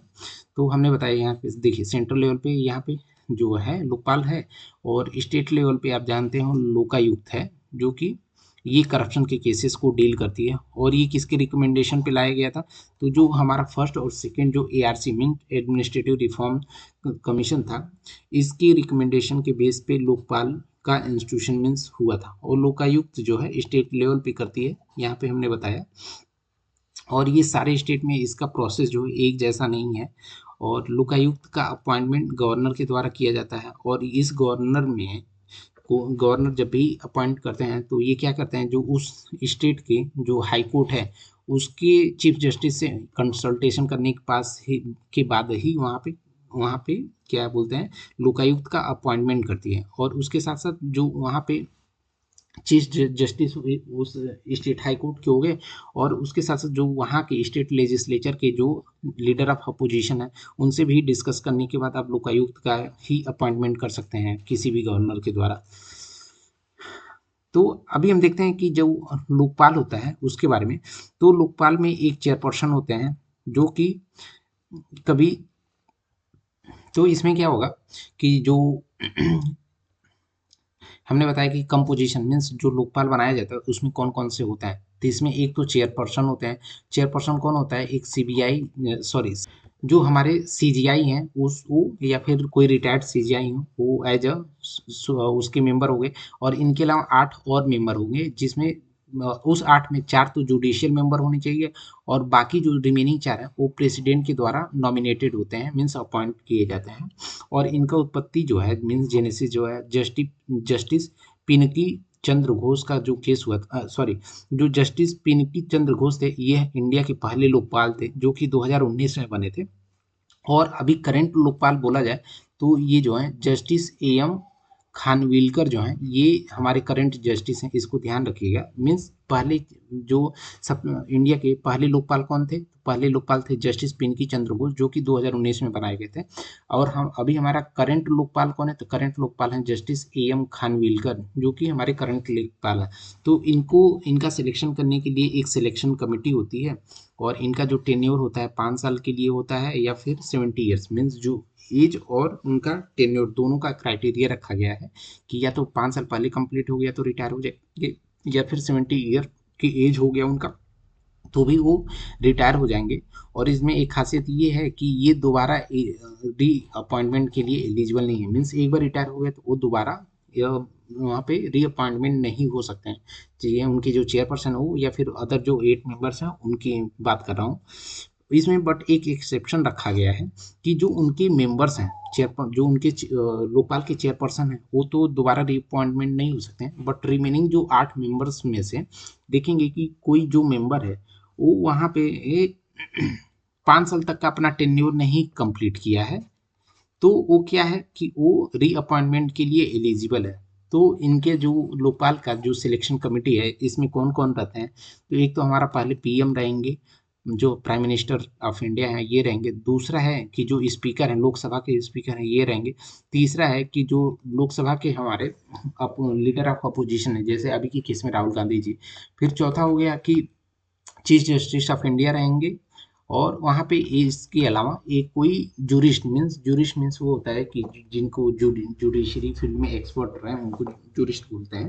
तो ऐसे 5 मेंबर का एक सिलेक्शन कमेटी होता है और ये लोग डिसाइड करते हैं कि लेखपाल कौन बनेगा, सॉरी लोकपाल कौन बनेगा। तो यहाँ जो लोकपाल होता है इसके 2 विंग होता है, एक इंक्वायरी विंग होता है, दूसरा होता है प्रोजिक्यूशन विंग।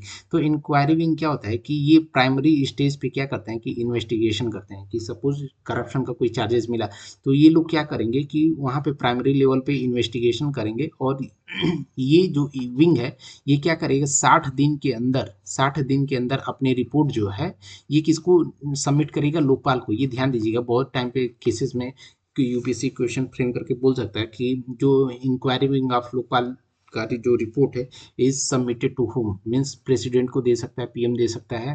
तो यहाँ पे ये लोकपाल को यहाँ पे इसका रिपोर्ट सबमिट किया जाता है 60 दिन के अंदर। और ये जो है लोकपाल किस पे एलिजिबल होता है, जो पब्लिक सर्वेंट होते हैं इन पे ये लागू होता है।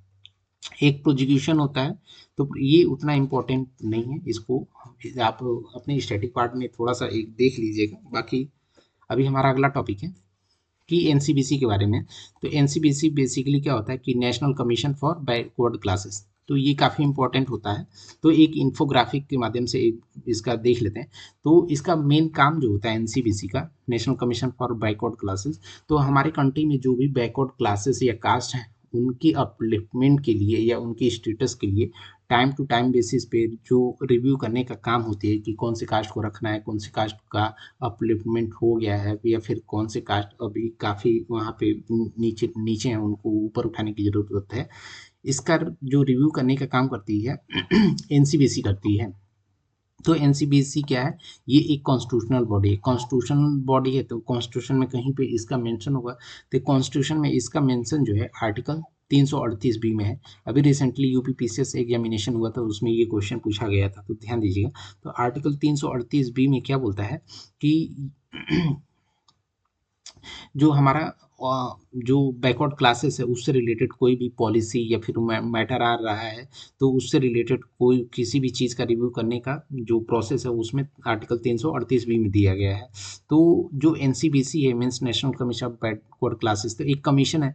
तो इसका फॉर्मेशन करने का कंपोजिशन है, इस कंपोजिशन में कौन रहता है, तो एक तो चेयरपर्सन हो गए, फिर वाइस चेयरपर्सन हो गए, और इसके अलावा 3 अदर मेंबर हो गए, मीन्स 5 पर्सन इसमें लोग होते हैं। और इनका अपॉइंटमेंट जो होता है प्रेसिडेंट के द्वारा किया जाता है, इसको ध्यान रखिएगा।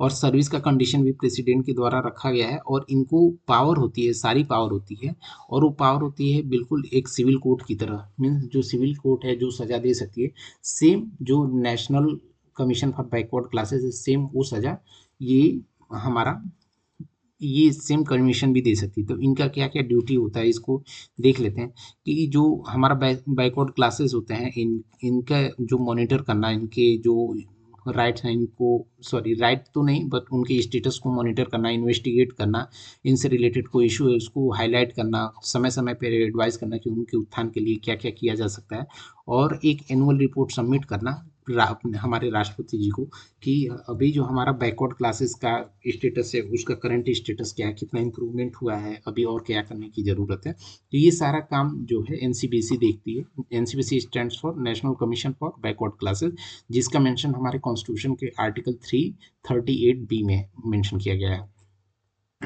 अभी हमारा अगला टॉपिक है एनसीएससी, मीन्स जैसा कि एनसीबीसी होता है तो वैसे ही एनसीएससी होता है, national commission for scheduled caste.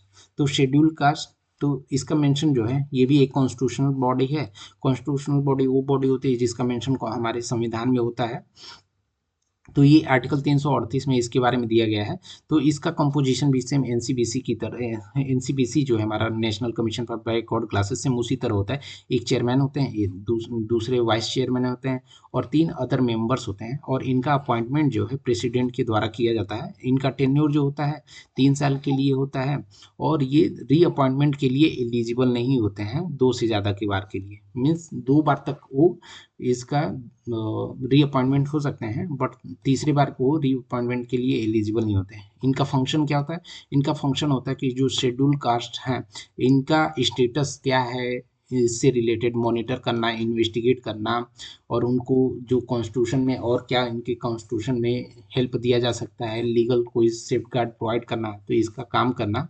और जो ऐसे डिप्राइवेशन वाले लोग हैं तो उनके सेफगार्ड को राइट करने का काम जो है एनसीएससी देखती है। NCSC stands for national commission for schedule caste. और इसका हमारे ये क्या है, एक संवैधानिक जो बॉडी है, संवैधानिक बॉडी है। तो इसका संविधान में कौन से आर्टिकल में मेंशन है? इसका मेंशन जो है आर्टिकल 338 में मेंशन है। इसमें इसकी कंपोजिशन क्या होती है? इसमें चेयरमैन होते हैं, वाइस चेयरमैन होते हैं, 3 अदर मेंबर होते हैं। सेम जो ऐसे ही हमारा एनसीबीसी जो है सेम वैसे ही होता है। अभी हमारा अगला टॉपिक है UPSC means union public service commission. तो अभी आप सब लोग यूपीएससी की तैयारी कर रहे हैं तो यूपीएससी के बारे में ध्यान दीजिएगा कि यूपीएससी को जो हमारे कॉन्स्टिट्यूशन से कहाँ से पावर मिलती है। तो आप जानते होंगे कि आर्टिकल 315 है। आर्टिकल 315 में यूपीएससी जो है यूपीएससी के बारे में बोलता है कि एक हमारे सेंटर के लिए, यूनियन के लिए पब्लिक सर्विस कमीशन होना चाहिए और एक हर स्टेट के लिए पब्लिक सर्विस कमीशन वहाँ पे स्टेट लेवल पे होना चाहिए। और इसको जो चेयरमैन होता है, ये चेयरमैन कौन होगा इसका डिस्क्रिप्शन जो है आर्टिकल 316 में दिया गया है। तो यहाँ पे बोला है कि इसके चेयरमैन का अपॉइंटमेंट राष्ट्रपति के द्वारा किया जाएगा। इनका जो टेन्योर होगा 6 साल के लिए होगा, नहीं तो फिर 65 साल, जो भी पहले कंप्लीट हो जाता है उस बेस पे वो रिटायर हो जाएंगे। और ये दोबारा नियुक्त होने के लिए इन एलिजिबल होते हैं। ये दोबारा नियुक्ति इनको नहीं किया जा सकता है। और इनका रिमूवल का क्या प्रोसेस है यहाँ पे देखिए दिया गया है कि इंसॉल्वेंट हो, फिर अपने टर्म में कोई ऐसे एम्प्लॉयमेंट में पैसे लेकर काम करने का कोई आरोप लगा हो, तो ये सारे इनके केसेस होते हैं जिस केस में उनको रिमूव किया जा सकता है। तो इस चीज़ को ध्यान दीजिएगा। अगला हमारा टॉपिक है कि स्टेट फाइनेंस कमीशन। तो स्टेट फाइनेंस कमीशन है जैसे राज्य में जो फंड का एलोकेशन होता है वो किस बेस पे होना चाहिए। तो राज्य फंड का किसको किसको एलोकेट करती है? ये फंड एलोकेट करती है जो हमारा जो लोकल गवर्नमेंट बॉडी है, जैसे हमारा पंचायत सिस्टम हो गया, फिर म्यूनसिपलिटीज़ हो गया, पंचायत हो गया। तो इस चीज़ में फंड कितना जाना चाहिए इसका मॉनिटर कौन करता है? स्टेट फाइनेंस कमीशन करती है। तो स्टेट फाइनेंस कमीशन जो है 243 आई जो है इसका मेंशन किया गया पंचायत से रिलेटेड पंचायत से रिलेटेड फंड का मॉनिटर जो है 243 आई में किया गया है और 243 वाई में म्यूनसिपलिटीज से रिलेटेड फंड के बारे में इसका जिक्र किया गया है। और ये कब इंसर्ट किया गया था? ये किया गया था 1992 में 73rd कॉन्स्टिट्यूशनल अमेंड के थ्रू 243 वाला। और ये क्या करती है कि जो सपोज हमारा पंचायत है, जो ग्राम पंचायत है, तो इसमें कितना फंड जाना चाहिए, क्या क्या डेवलपमेंट के लिए कौन कौन सा तरीका होना चाहिए, उस तरीके के लिए कितना फंड सरकार को एलोकेट करना चाहिए, इसको रेगुलेट करने का काम जो है स्टेट फाइनेंस कमीशन करती है। तो जैसे स्टेट जो पंचायत के द्वारा कोई स्टेट का टैक्स लगाना जाना, कोई ड्यूटी हो गया, टोल्स हो गया, फीस हो गया, ये पंचायत में कि ये जो है इसका काम स्टेट फाइनेंस कमीशन करती है। तो दोनों पंचायत हो गया, म्यूनसिपालिटीज, दोनों ये काम स्टेट फाइनेंस कमीशन करती है। 243 आई में पंचायत है, 243 आई में यहाँ पे देखेंगे कि म्यूनसिपालिटीज है। ये काफ़ी इंपॉर्टेंट है, ध्यान दीजिएगा। अभी हमारा अगला टॉपिक है सेंट्रल विजिलेंस कमीशन। तो सेंट्रल विजिलेंस कमीशन ने रिसेंटली अपना एनुअल रिपोर्ट पेश किया और ये एनुअल जो रिपोर्ट है किसको यहाँ पे इन्होंने पेश किया, तो इन्होंने बताया कि जो मिनिस्ट्री डिपार्टमेंट और सेक्टर वाइज जो कंप्लेंट्स थे अलग अलग डिपार्टमेंट के, उसका उन्होंने डेटा एक बना के एक रिपोर्ट निकाला है। तो देख लेते हैं सीवीसी क्या होती है। CVC stand for central vigilance commission. तो विजिलेंस की मीन्स देखेंगे कि विजिलेंस क्या होता है कि जो करप्शन पे मॉनिटर करती है, करप्शन रोकने का काम करती है, उसी को विजिलेंस बोलते हैं। तो सेंट्रल लेवल पे जो करप्शन रोकने का काम करती है उसको सेंट्रल विजिलेंस कमीशन बोलते हैं। और ये एक स्टेचुरी बॉडी है। स्टेचुरी बॉडी है तो लीगल बैकिंग कहाँ से मिलती है? उसको लीगल बैकिंग मिलती है CVC means central vigilance commission act 2003 के थ्रू मिलती है। और क्या है इसमें, ये किसके रिकमेंडेशन पे बनाया गया था? तो ये बनाया गया था जो के संथानम कमेटी है, इसके रिकमेंडेशन पे बनाया गया था। ये ध्यान रखिएगा, ये काफ़ी इंपॉर्टेंट हो जाता है, इससे क्वेश्चन पूछ सकता है। और ये इसका मेन जो काम होता है, ये करप्शन को रोकने का इसका मेन काम होता है। इसमें मेंबर एज ए मेंबर कौन होता है? तो इसमें 3 मेंबर्स की ये बॉडी है। इसमें सेंट्रल विजिलेंस एक कमिश्नर होते हैं, 2 अदर विजिलेंस कमिश्नर होता है, जस्ट लाइक जो इलेक्शन कमीशन ऑफ इंडिया जो है 3 उसमें चीफ इलेक्शन कमीशन और बाकी इलेक्शन कमीशन, वैसे ही यहाँ पे सेंट्रल विजिलेंस कमिश्नर होते हैं और 2 अदर विजिलेंस कमिश्नर होते हैं। और ये करप्शन रोकने का काम करते रहते हैं। और इनका अपॉइंटमेंट जो है प्रेसिडेंट के द्वारा किया जाता है। और प्रेसिडेंट जो है एक कमिटी की रिकमेंडेशन मीन्स प्रेसिडेंट के द्वारा अपॉइंटमेंट किया जाता है किसको अपॉइंटमेंट करना है, बट उसको रिकमेंड जो है कौन करती है? एक हाई लेवल की कमिटी होती है। हाई लेवल में कौन कौन होता है? प्राइम मिनिस्टर होते हैं, यूनियन होम मिनिस्टर होते हैं और वहाँ पे लीडर ऑफ अपोजिशन होते हैं। ये तीनों लोग मिलकर राष्ट्रपति को बताते हैं कि सेंट्रल विजिलेंस कमीशन जो सीवीसी है किसको अपॉइंट करना चाहिए। और उस पर्सन को जो राष्ट्रपति जी हैं वो सीवीसी अपॉइंटमेंट कर देते हैं। तो इनका क्या काम होता है? जो लोकपाल ने रिपोर्ट निकाला है उसका प्राइमरी लेवल पे इन्वेस्टिगेशन करते हैं। ये इनका मेन काम होता है। हमारा अगला टॉपिक है लॉ कमीशन। तो रिसेंटली क्या था कि 23rd लॉ कमीशन को बनाया गया था। हमारे प्रेसिडेंट ने अप्रूव किया था कि 23rd लॉ कमीशन है इसको बनाया गया और इसका टर्म जो है 3 साल रखा गया जो कि 2027 में कंप्लीट होगा। तो 23rd जो लॉ कमीशन उसके बारे में देख लेते हैं। तो लॉ कमीशन बेसिकली क्या है इसका मेन पर्पज कि समय समय पे आप जानते हो समय के साथ जब भी बदलाव होता है तो हमारे लीगल सिस्टम में भी बदलाव करने की ज़रूरत है जिससे कि हम टाइम के साथ साथ रिलीवेंट बने रहें और हमारा लीगल सिस्टम भी रिलीवेंट बना रहे। तो इस चीज़ के लिए जो है राष्ट्रपति क्या करते हैं कि लॉ कमीशन को अपॉइंटमेंट करते हैं जिससे कि हम क्या क्या हमें समय समय के साथ लीगल रिफॉर्म करने की ज़रूरत पड़े जिससे कि हमारा इंडियन लीगल सिस्टम और इन्हेंस हो रहा है। तो ये इसमें एक फुल टाइम चेयरपर्सन होते हैं और 4 अदर मेंबर्स होते हैं। और इसमें क्या होता है कि एक एक्स ऑफिशियो मेंबर या फिर पार्ट टाइम कुछ मेंबर्स भी हो सकते हैं। तो लॉ कमीशन ऑफ इंडिया का हम एक हिस्ट्री देख लेते हैं। यहाँ पे देखेंगे हिस्ट्री। तो फर्स्ट टाइम हमारा इंडिया में लॉ कमीशन ऑफ इंडिया कब बने थे? तो 1834 में गवर्नर जनरल जो है जो चार्टर एक्ट 1833 उसके माध्यम से लॉर्ड डलहौजी ने बनाया था। और कौन बना था? हमारे इंडिपेंडेंट इंडिया का फर्स्ट लॉ कमीशन कौन था? MC सेटलवार्ड जो थे फर्स्ट लॉ कमीशन थे जो इंडिपेंडेंट इंडिया के स्वतंत्र भारत के पहले लॉ कमीशन जो थे MC सेटलवार्ड थे। और ये नॉन स्टैचुअरी बॉडी है मीन्स इसको कहीं से लीगल बैकिंग नहीं मिलती है और ये काम करती है under ministry of law and justice के अंदर। तो इसको ध्यान रखिए, ये काफ़ी इंपॉर्टेंट हो जाता है। अभी हमारा अगला टॉपिक है नीति आयोग के बारे में। तो नीति आयोग आप यहाँ पे देखेंगे कि ये हाईलाइट में इसलिए था कि इसके फॉर्मेशन को 10 साल हो गए क्योंकि इसका फॉर्मेशन था 2014 में हुआ था जब यहाँ पे NDA गवर्नमेंट जीत कर आई थी।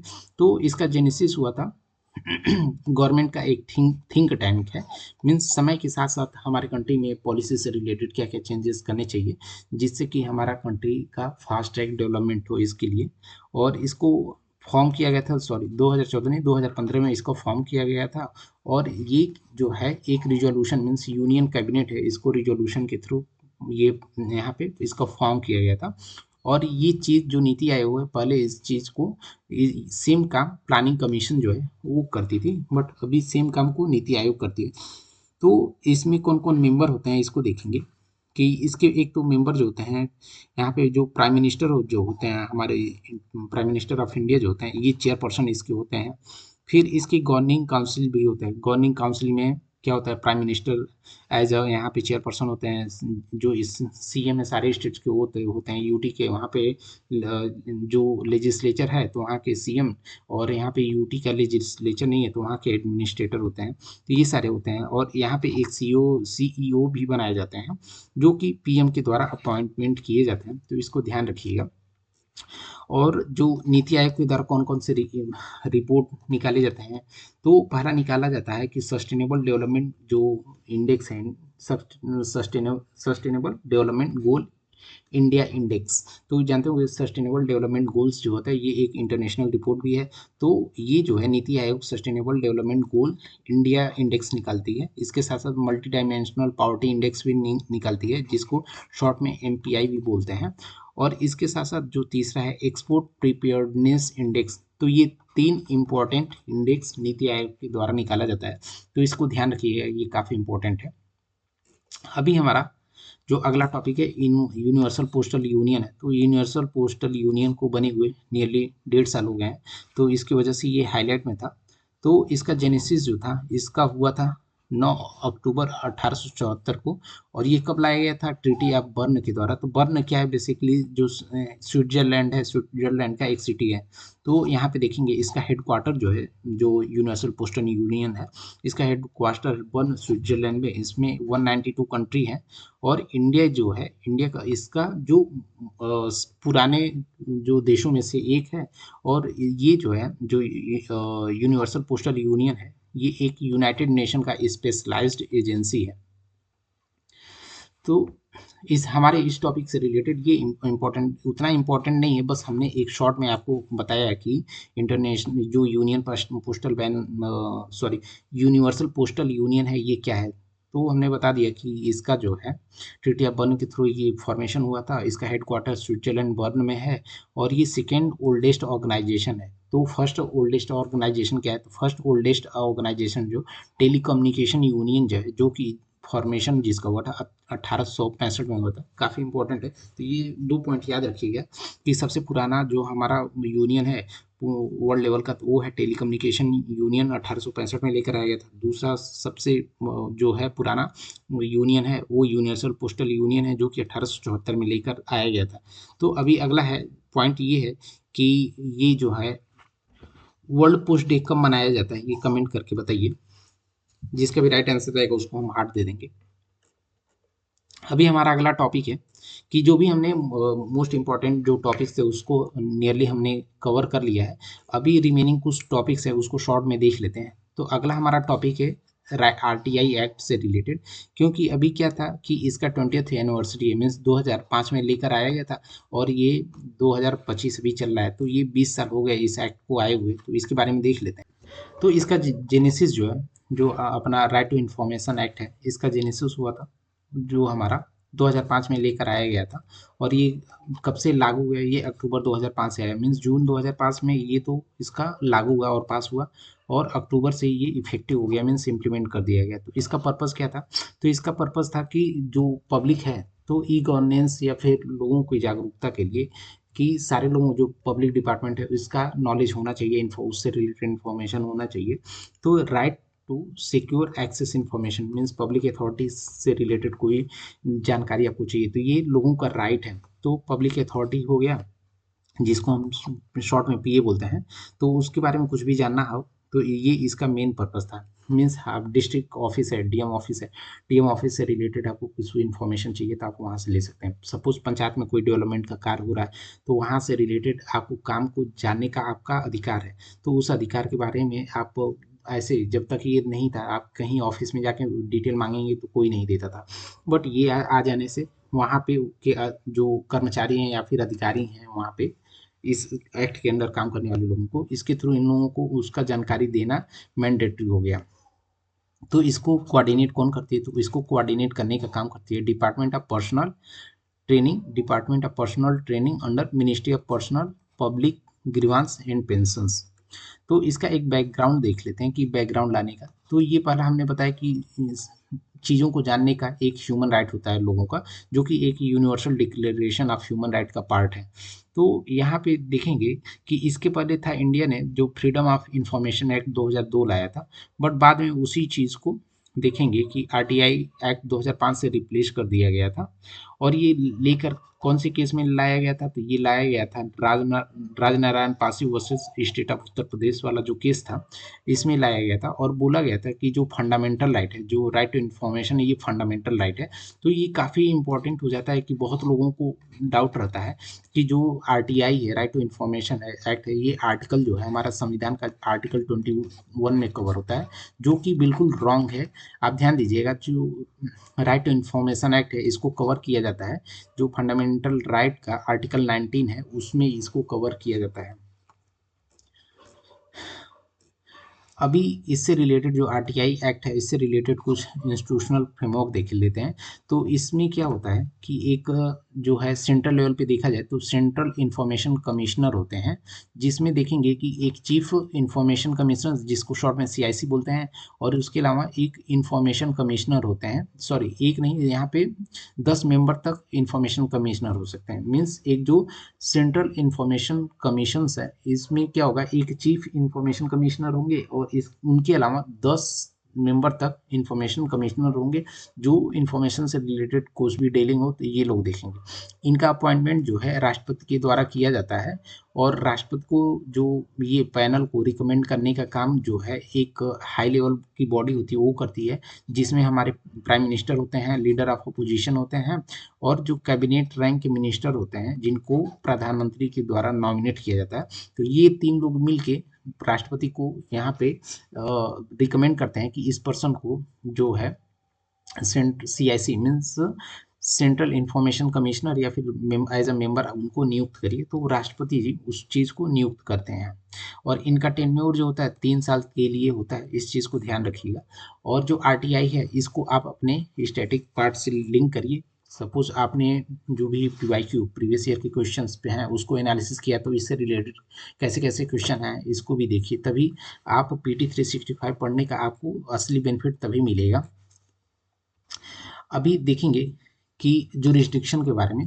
तो जुरिस्डिक्शन जो है दोनों का होता है, एक सुप्रीम कोर्ट का जुरिस्डिक्शन हो गया और दूसरा है हाई कोर्ट का जुरिस्डिक्शन। तो सुप्रीम कोर्ट का जुरिस्डिक्शन आर्टिकल 32 में कवर है कि आर्टिकल 32 के माध्यम से आप सुप्रीम कोर्ट में जा सकते हैं, और हाई कोर्ट का जुरिस्डिक्शन जो है आर्टिकल 225 में मेंशन किया गया है हमारे संविधान में। तो इससे रिलेटेड आप देखेंगे और क्या क्या प्रोविजन है जो आरटीआई एक्ट है। तो जब भी आप किसी पब्लिक ऑफिस से, सपोज डीएम ऑफिस से कोई इन्फॉर्मेशन मांगना चाह रहे हैं, तो जब भी आपने एप्लीकेशन फाइल किया है ऑनलाइन, तो उस वो 30 दिन के अंदर उस ऑफिस से आपको रिप्लाई आ जाना चाहिए कि जो भी आपने इन्फॉर्मेशन मांगा है वो आपको मिला कि नहीं मिला। और इनकेस आपको 30 दिन के अंदर इन्फॉर्मेशन नहीं मिलता है, तो आप वहाँ पे अपील भी कर सकते हैं। तो अपील करने के लिए आपको 30 दिन का इंतज़ार करना रहेगा। वहाँ पे 30 दिन में आपको रिस्पॉन्स नहीं आता है, तो आप अपर लेवल पे जाके वहाँ पे अपील दायर कर सकते हैं कि आपने जो भी इन्फॉर्मेशन रिक्वेस्ट किया था वो आपको इन्फॉर्मेशन नहीं मिला है। तो ये 30 दिन जनरल रिक्वेस्ट के लिए हो गया। बट सपोज कोई लाइफ से रिलेटेड, लाइफ या फिर लिबर्टी से रिलेटेड कुछ इन्फॉर्मेशन चाहिए, तो आपको 48 घंटे के अंदर ही उनको ऐसे इन्फॉर्मेशन को देनी रहेगा उस पब्लिक ऑफिस के द्वारा। अभी हमारा अगला टॉपिक है आधार से रिलेटेड। तो आधार से रिलेटेड क्या था कि रिसेंटली सुप्रीम कोर्ट ने बोला था कि जो आधार है वो हमारा आईडी एज ए आईडी है, मीन्स वो एक आइडेंटिटी का प्रूफ है, सिटीजनशिप का प्रूफ नहीं है। तो इस डिसीजन की वजह से आधार हाईलाइट में था। तो आधार के बारे में देख लेते हैं कि आधार क्या है। तो आधार बेसिकली एक 12 डिजिट का एक यूनिक अल्फा, सॉरी ये न्यूमेरिक नंबर होती है, 12 अंकों का एक नंबर होता है। और इस 12 नंबर का डेटा के थ्रू आपका सारा डिटेल्स केंद्र सरकार जो है, सॉरी केंद्र सरकार का जो ये है UIDAI which stands for unique identification authority of India. तो ये क्या करती है, ये अथोराइज करती है, वहाँ पे जाके आप अपना जो आधार से रिलेटेड डेटा बनवा सकते हैं, इनरोल कर सकते हैं, अपडेट कर सकते हैं। तो इसको मॉनिटर करने का काम कौन करती है, UIDAI करती है। और जो है यहाँ पे हमने बताया कि आधार जो है एक एड्रेस का प्रूफ है, ना कि सिटीजनशिप या डोमिसाइल का। तो ये ध्यान रखिएगा क्योंकि इस चीज़ को सुप्रीम कोर्ट ने बताया था। तो आधार से रिलेटेड जो कॉन्स्टिट्यूशनल प्रोविजन है इसको देख लेते हैं। तो आधार एक्ट जो है ये जो है 2016 में आधार एक्ट लेकर आया गया था, और इसी से इस चीज़ को लीगल बैकिंग मिलती है। तो कोई भी सपोज आप किसी ऑर्गेनाइजेशन में आपने आधार से रिलेटेड डेटा शेयर किया है, तो वो ऑर्गेनाइजेशन जो है उस आधार का मेटा डेटा जो है 60 दिन से सॉरी 6 महीने से ज़्यादा स्टोर नहीं कर सकती। तो बेसिकली अभी पॉइंट आएगा कि मेटा डेटा क्या होता है। कि मेटा डेटा क्या बेसिकली क्या होता है कि सपोज आपका आधार है, तो आधार में जो डेटा रहेगा, जो भी डिटेल्स आपका रहेगा उसको हम डेटा बोलेंगे। तो डेटा से रिलेटेड जब भी कोई डेटा रहता है उस चीज़ को हम मेटा डेटा बोलते हैं। मीन्स आप ये पर्सन नहीं है, आपने अपना यहाँ पे आधार दिया है, आधार दिया है, तो आधार में जो भी इंफॉर्मेशन है उसको स्टोर करने का काम जो है मेटा डेटा करती है। तो मेटा डेटा जो है 6 मंथ तक वो कंपनी स्टोर कर सकती है। कोई भी कंपनी में सपोज आपने अपनी सिम चालू करने के लिए ये कहीं पे आधार का डिटेल दिया, एयरटेल में दिया, तो एयरटेल क्या करेगी, उस वो डेटा 6 महीने तक रखेगी।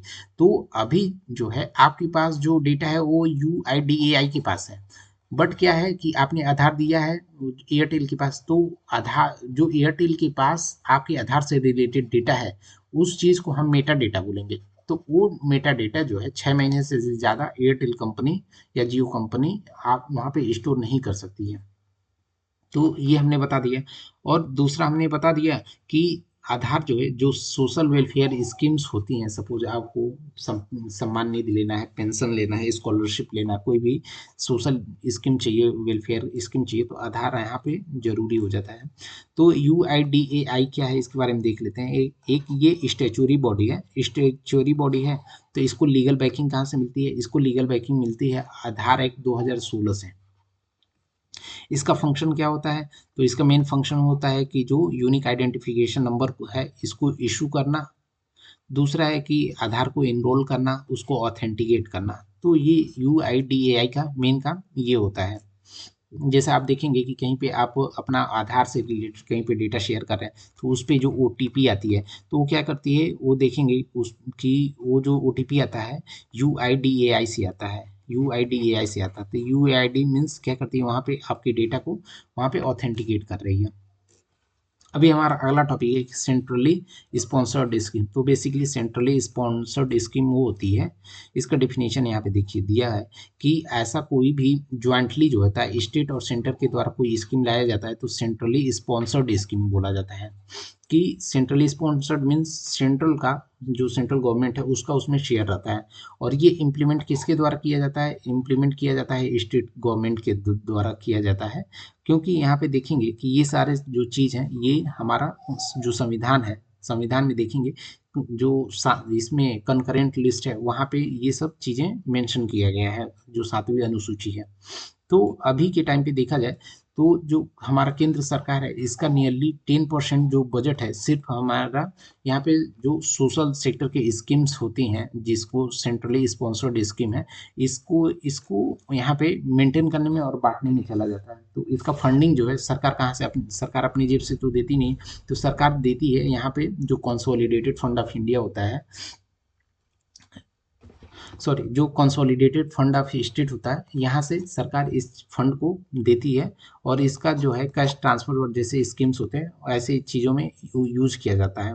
तो अभी सेंट्रली स्पॉन्सर्ड स्कीम्स क्या होते हैं, तो अभी देखिए जो कुछ कोर स्कीम्स हैं, तो जो हमारा जो नॉर्दर्न ईस्टर्न वाला स्टेट है जो हिमालय से सटे हुए हैं या सेवन सिस्टर्स वाला, जैसे वहाँ पे असम, मेघालय, त्रिपुरा, मिजोरम, सिक्किम, अरुणाचल, तो ये जैसे स्टेट्स हो गए यहाँ पे देखेंगे और 3 हिमालयन स्टेट जो हो गए, तो यहाँ पे सेंट्रल और स्टेट का शेयर 90:10 होता है। मीन्स 90% जो शेयर होता है सेंटर का होता है, 10% शेयर जो होता है वहाँ पे होता है स्टेट का। क्यों, क्योंकि वहाँ पे देखेंगे कि उनके पास उतना रिसोर्सेज नहीं होते, यानी कि उनके पास इंडस्ट्रियलाइजेशन उनका पॉपुलेशन का बहुत ज़्यादा कम होता है। तो उनके पास क्या होता है कि सरकार का, सेंट्रल गवर्नमेंट का हेल्प चाहिए होता है, तो वहाँ पे उनका जो फंड का शेयरिंग होता है 90:10 होता है। और जो अदर स्टेट होते हैं, अदर स्टेट में 60:10 का होता है। मीन्स सेंटर सेंटर जो है 60% फंड को देती है और जो स्टेट है वो 40% फंड को वहाँ पे देती, स्टेट का शेयरिंग होता है। तो ये ध्यान दीजिएगा। और जो यूनियन टेरिटरी हो गया, जैसे हमारा लद्दाख हो गया या फिर लक्षद्वीप हो गया, तो यहाँ पे जो फंड रहेगा टोटली वो सेंट्रल गवर्नमेंट के द्वारा ये फंड दिया जाता है। अभी जैसे कुछ स्कीम्स हो गए, कोर स्कीम, जैसे यहाँ पे ग्रीन रिवॉल्यूशन जो था, हरित क्रांति ये हो गया, कृषि सिंचाई योजना हो गया, स्वच्छ भारत मिशन हो गया। तो ऐसे स्कीम में जो है ये हमारे कोर स्कीम्स हो गए, जो कि यहाँ पे ये सेंट्रली स्पॉन्सर्ड स्कीम्स हैं। अभी मिशन कर्मयोगी, तो मिशन कर्मयोगी देखिए उतना इम्पोर्टेंट नहीं है, आप इसको स्किप भी कर सकते हैं, बट इसको हम बता देते हैं। मिशन कर्मयोगी क्या है कि जो हमारा सिविल सर्वेंट होते हैं इनको प्रोफेशनली कैसे हम वेल ट्रेंड करें, इस चीज़ से रिलेटेड ही उनको ट्रेनिंग का प्रोवाइड करने का जो प्रोसेस है, इसी को मिशन कर्मयोगी, जिससे हम सिविल सर्वेंट पे और उनको रिलेवेंट बना सकें और इनको प्रॉपर हम ट्रेनिंग दे के कैपेसिटी बिल्डिंग कर सकें। मीन्स हमारे पास कैपेसिटी रहे कि कभी कोई ज़रूरत पड़ने पे हमारे पास रेडी वहाँ पे मैन लोग अवेलेबल रहे। तो इनका ट्रेनिंग का प्रोसेस क्या रखा गया है, 70-20-10। मीन्स 70% जो है इनका ट्रेनिंग जो है उनकी जॉब एक्सपीरियंस से दिया जाएगा, और जो 20% उनका जो ये रहेगा उनको दिया जाएगा कि उनको काम करने से उनको ये अनुभव से मिलेगा, और उनको सिर्फ 10% का प्लान करके हम यहाँ पे ट्रेनिंग देंगे। तो इस टॉपिक को आप स्किप भी कर सकते हैं, इतना इंपॉर्टेंट नहीं। ये अगला हमारा टॉपिक है कि ग्रीवांस रिड्रेसल मैकेनिज्म। ये ऑलरेडी हम लोग ने जो अल्टरनेट जो एडीआर है, अल्टरनेट डिस्प्यूट रिजोल्यूशन सिस्टम, उसमें इसको हम कवर किए हैं और इसमें इतना कुछ इंपॉर्टेंट नहीं, तो आप इसको स्किप भी कर सकते हैं। जन योजना अभियान, जन योजना मीन जन मन जैसे जनता हो गया, जैसे हम आप हो गए, तो ऐसे लोगों का से रिलेटेड जब स्कीम होती है तो जन योजना अभियान बोलते हैं। तो बेसिकली ये क्या था, मिनिस्ट्री ऑफ पंचायती राज के अंदर आया था, मिनिस्ट्री ऑफ पंचायती राज। तो इन्होंने बोला था कि हम जो अपना पंचायत का सिस्टम है इसमें लोगों का पार्टिसिपेशन कैसे बढ़ा सकते हैं, इस पे इन्होंने काम करने के लिए बोला था। और ये लॉन्च कब किया गया था, तो ये लॉन्च किया गया था 2018 में।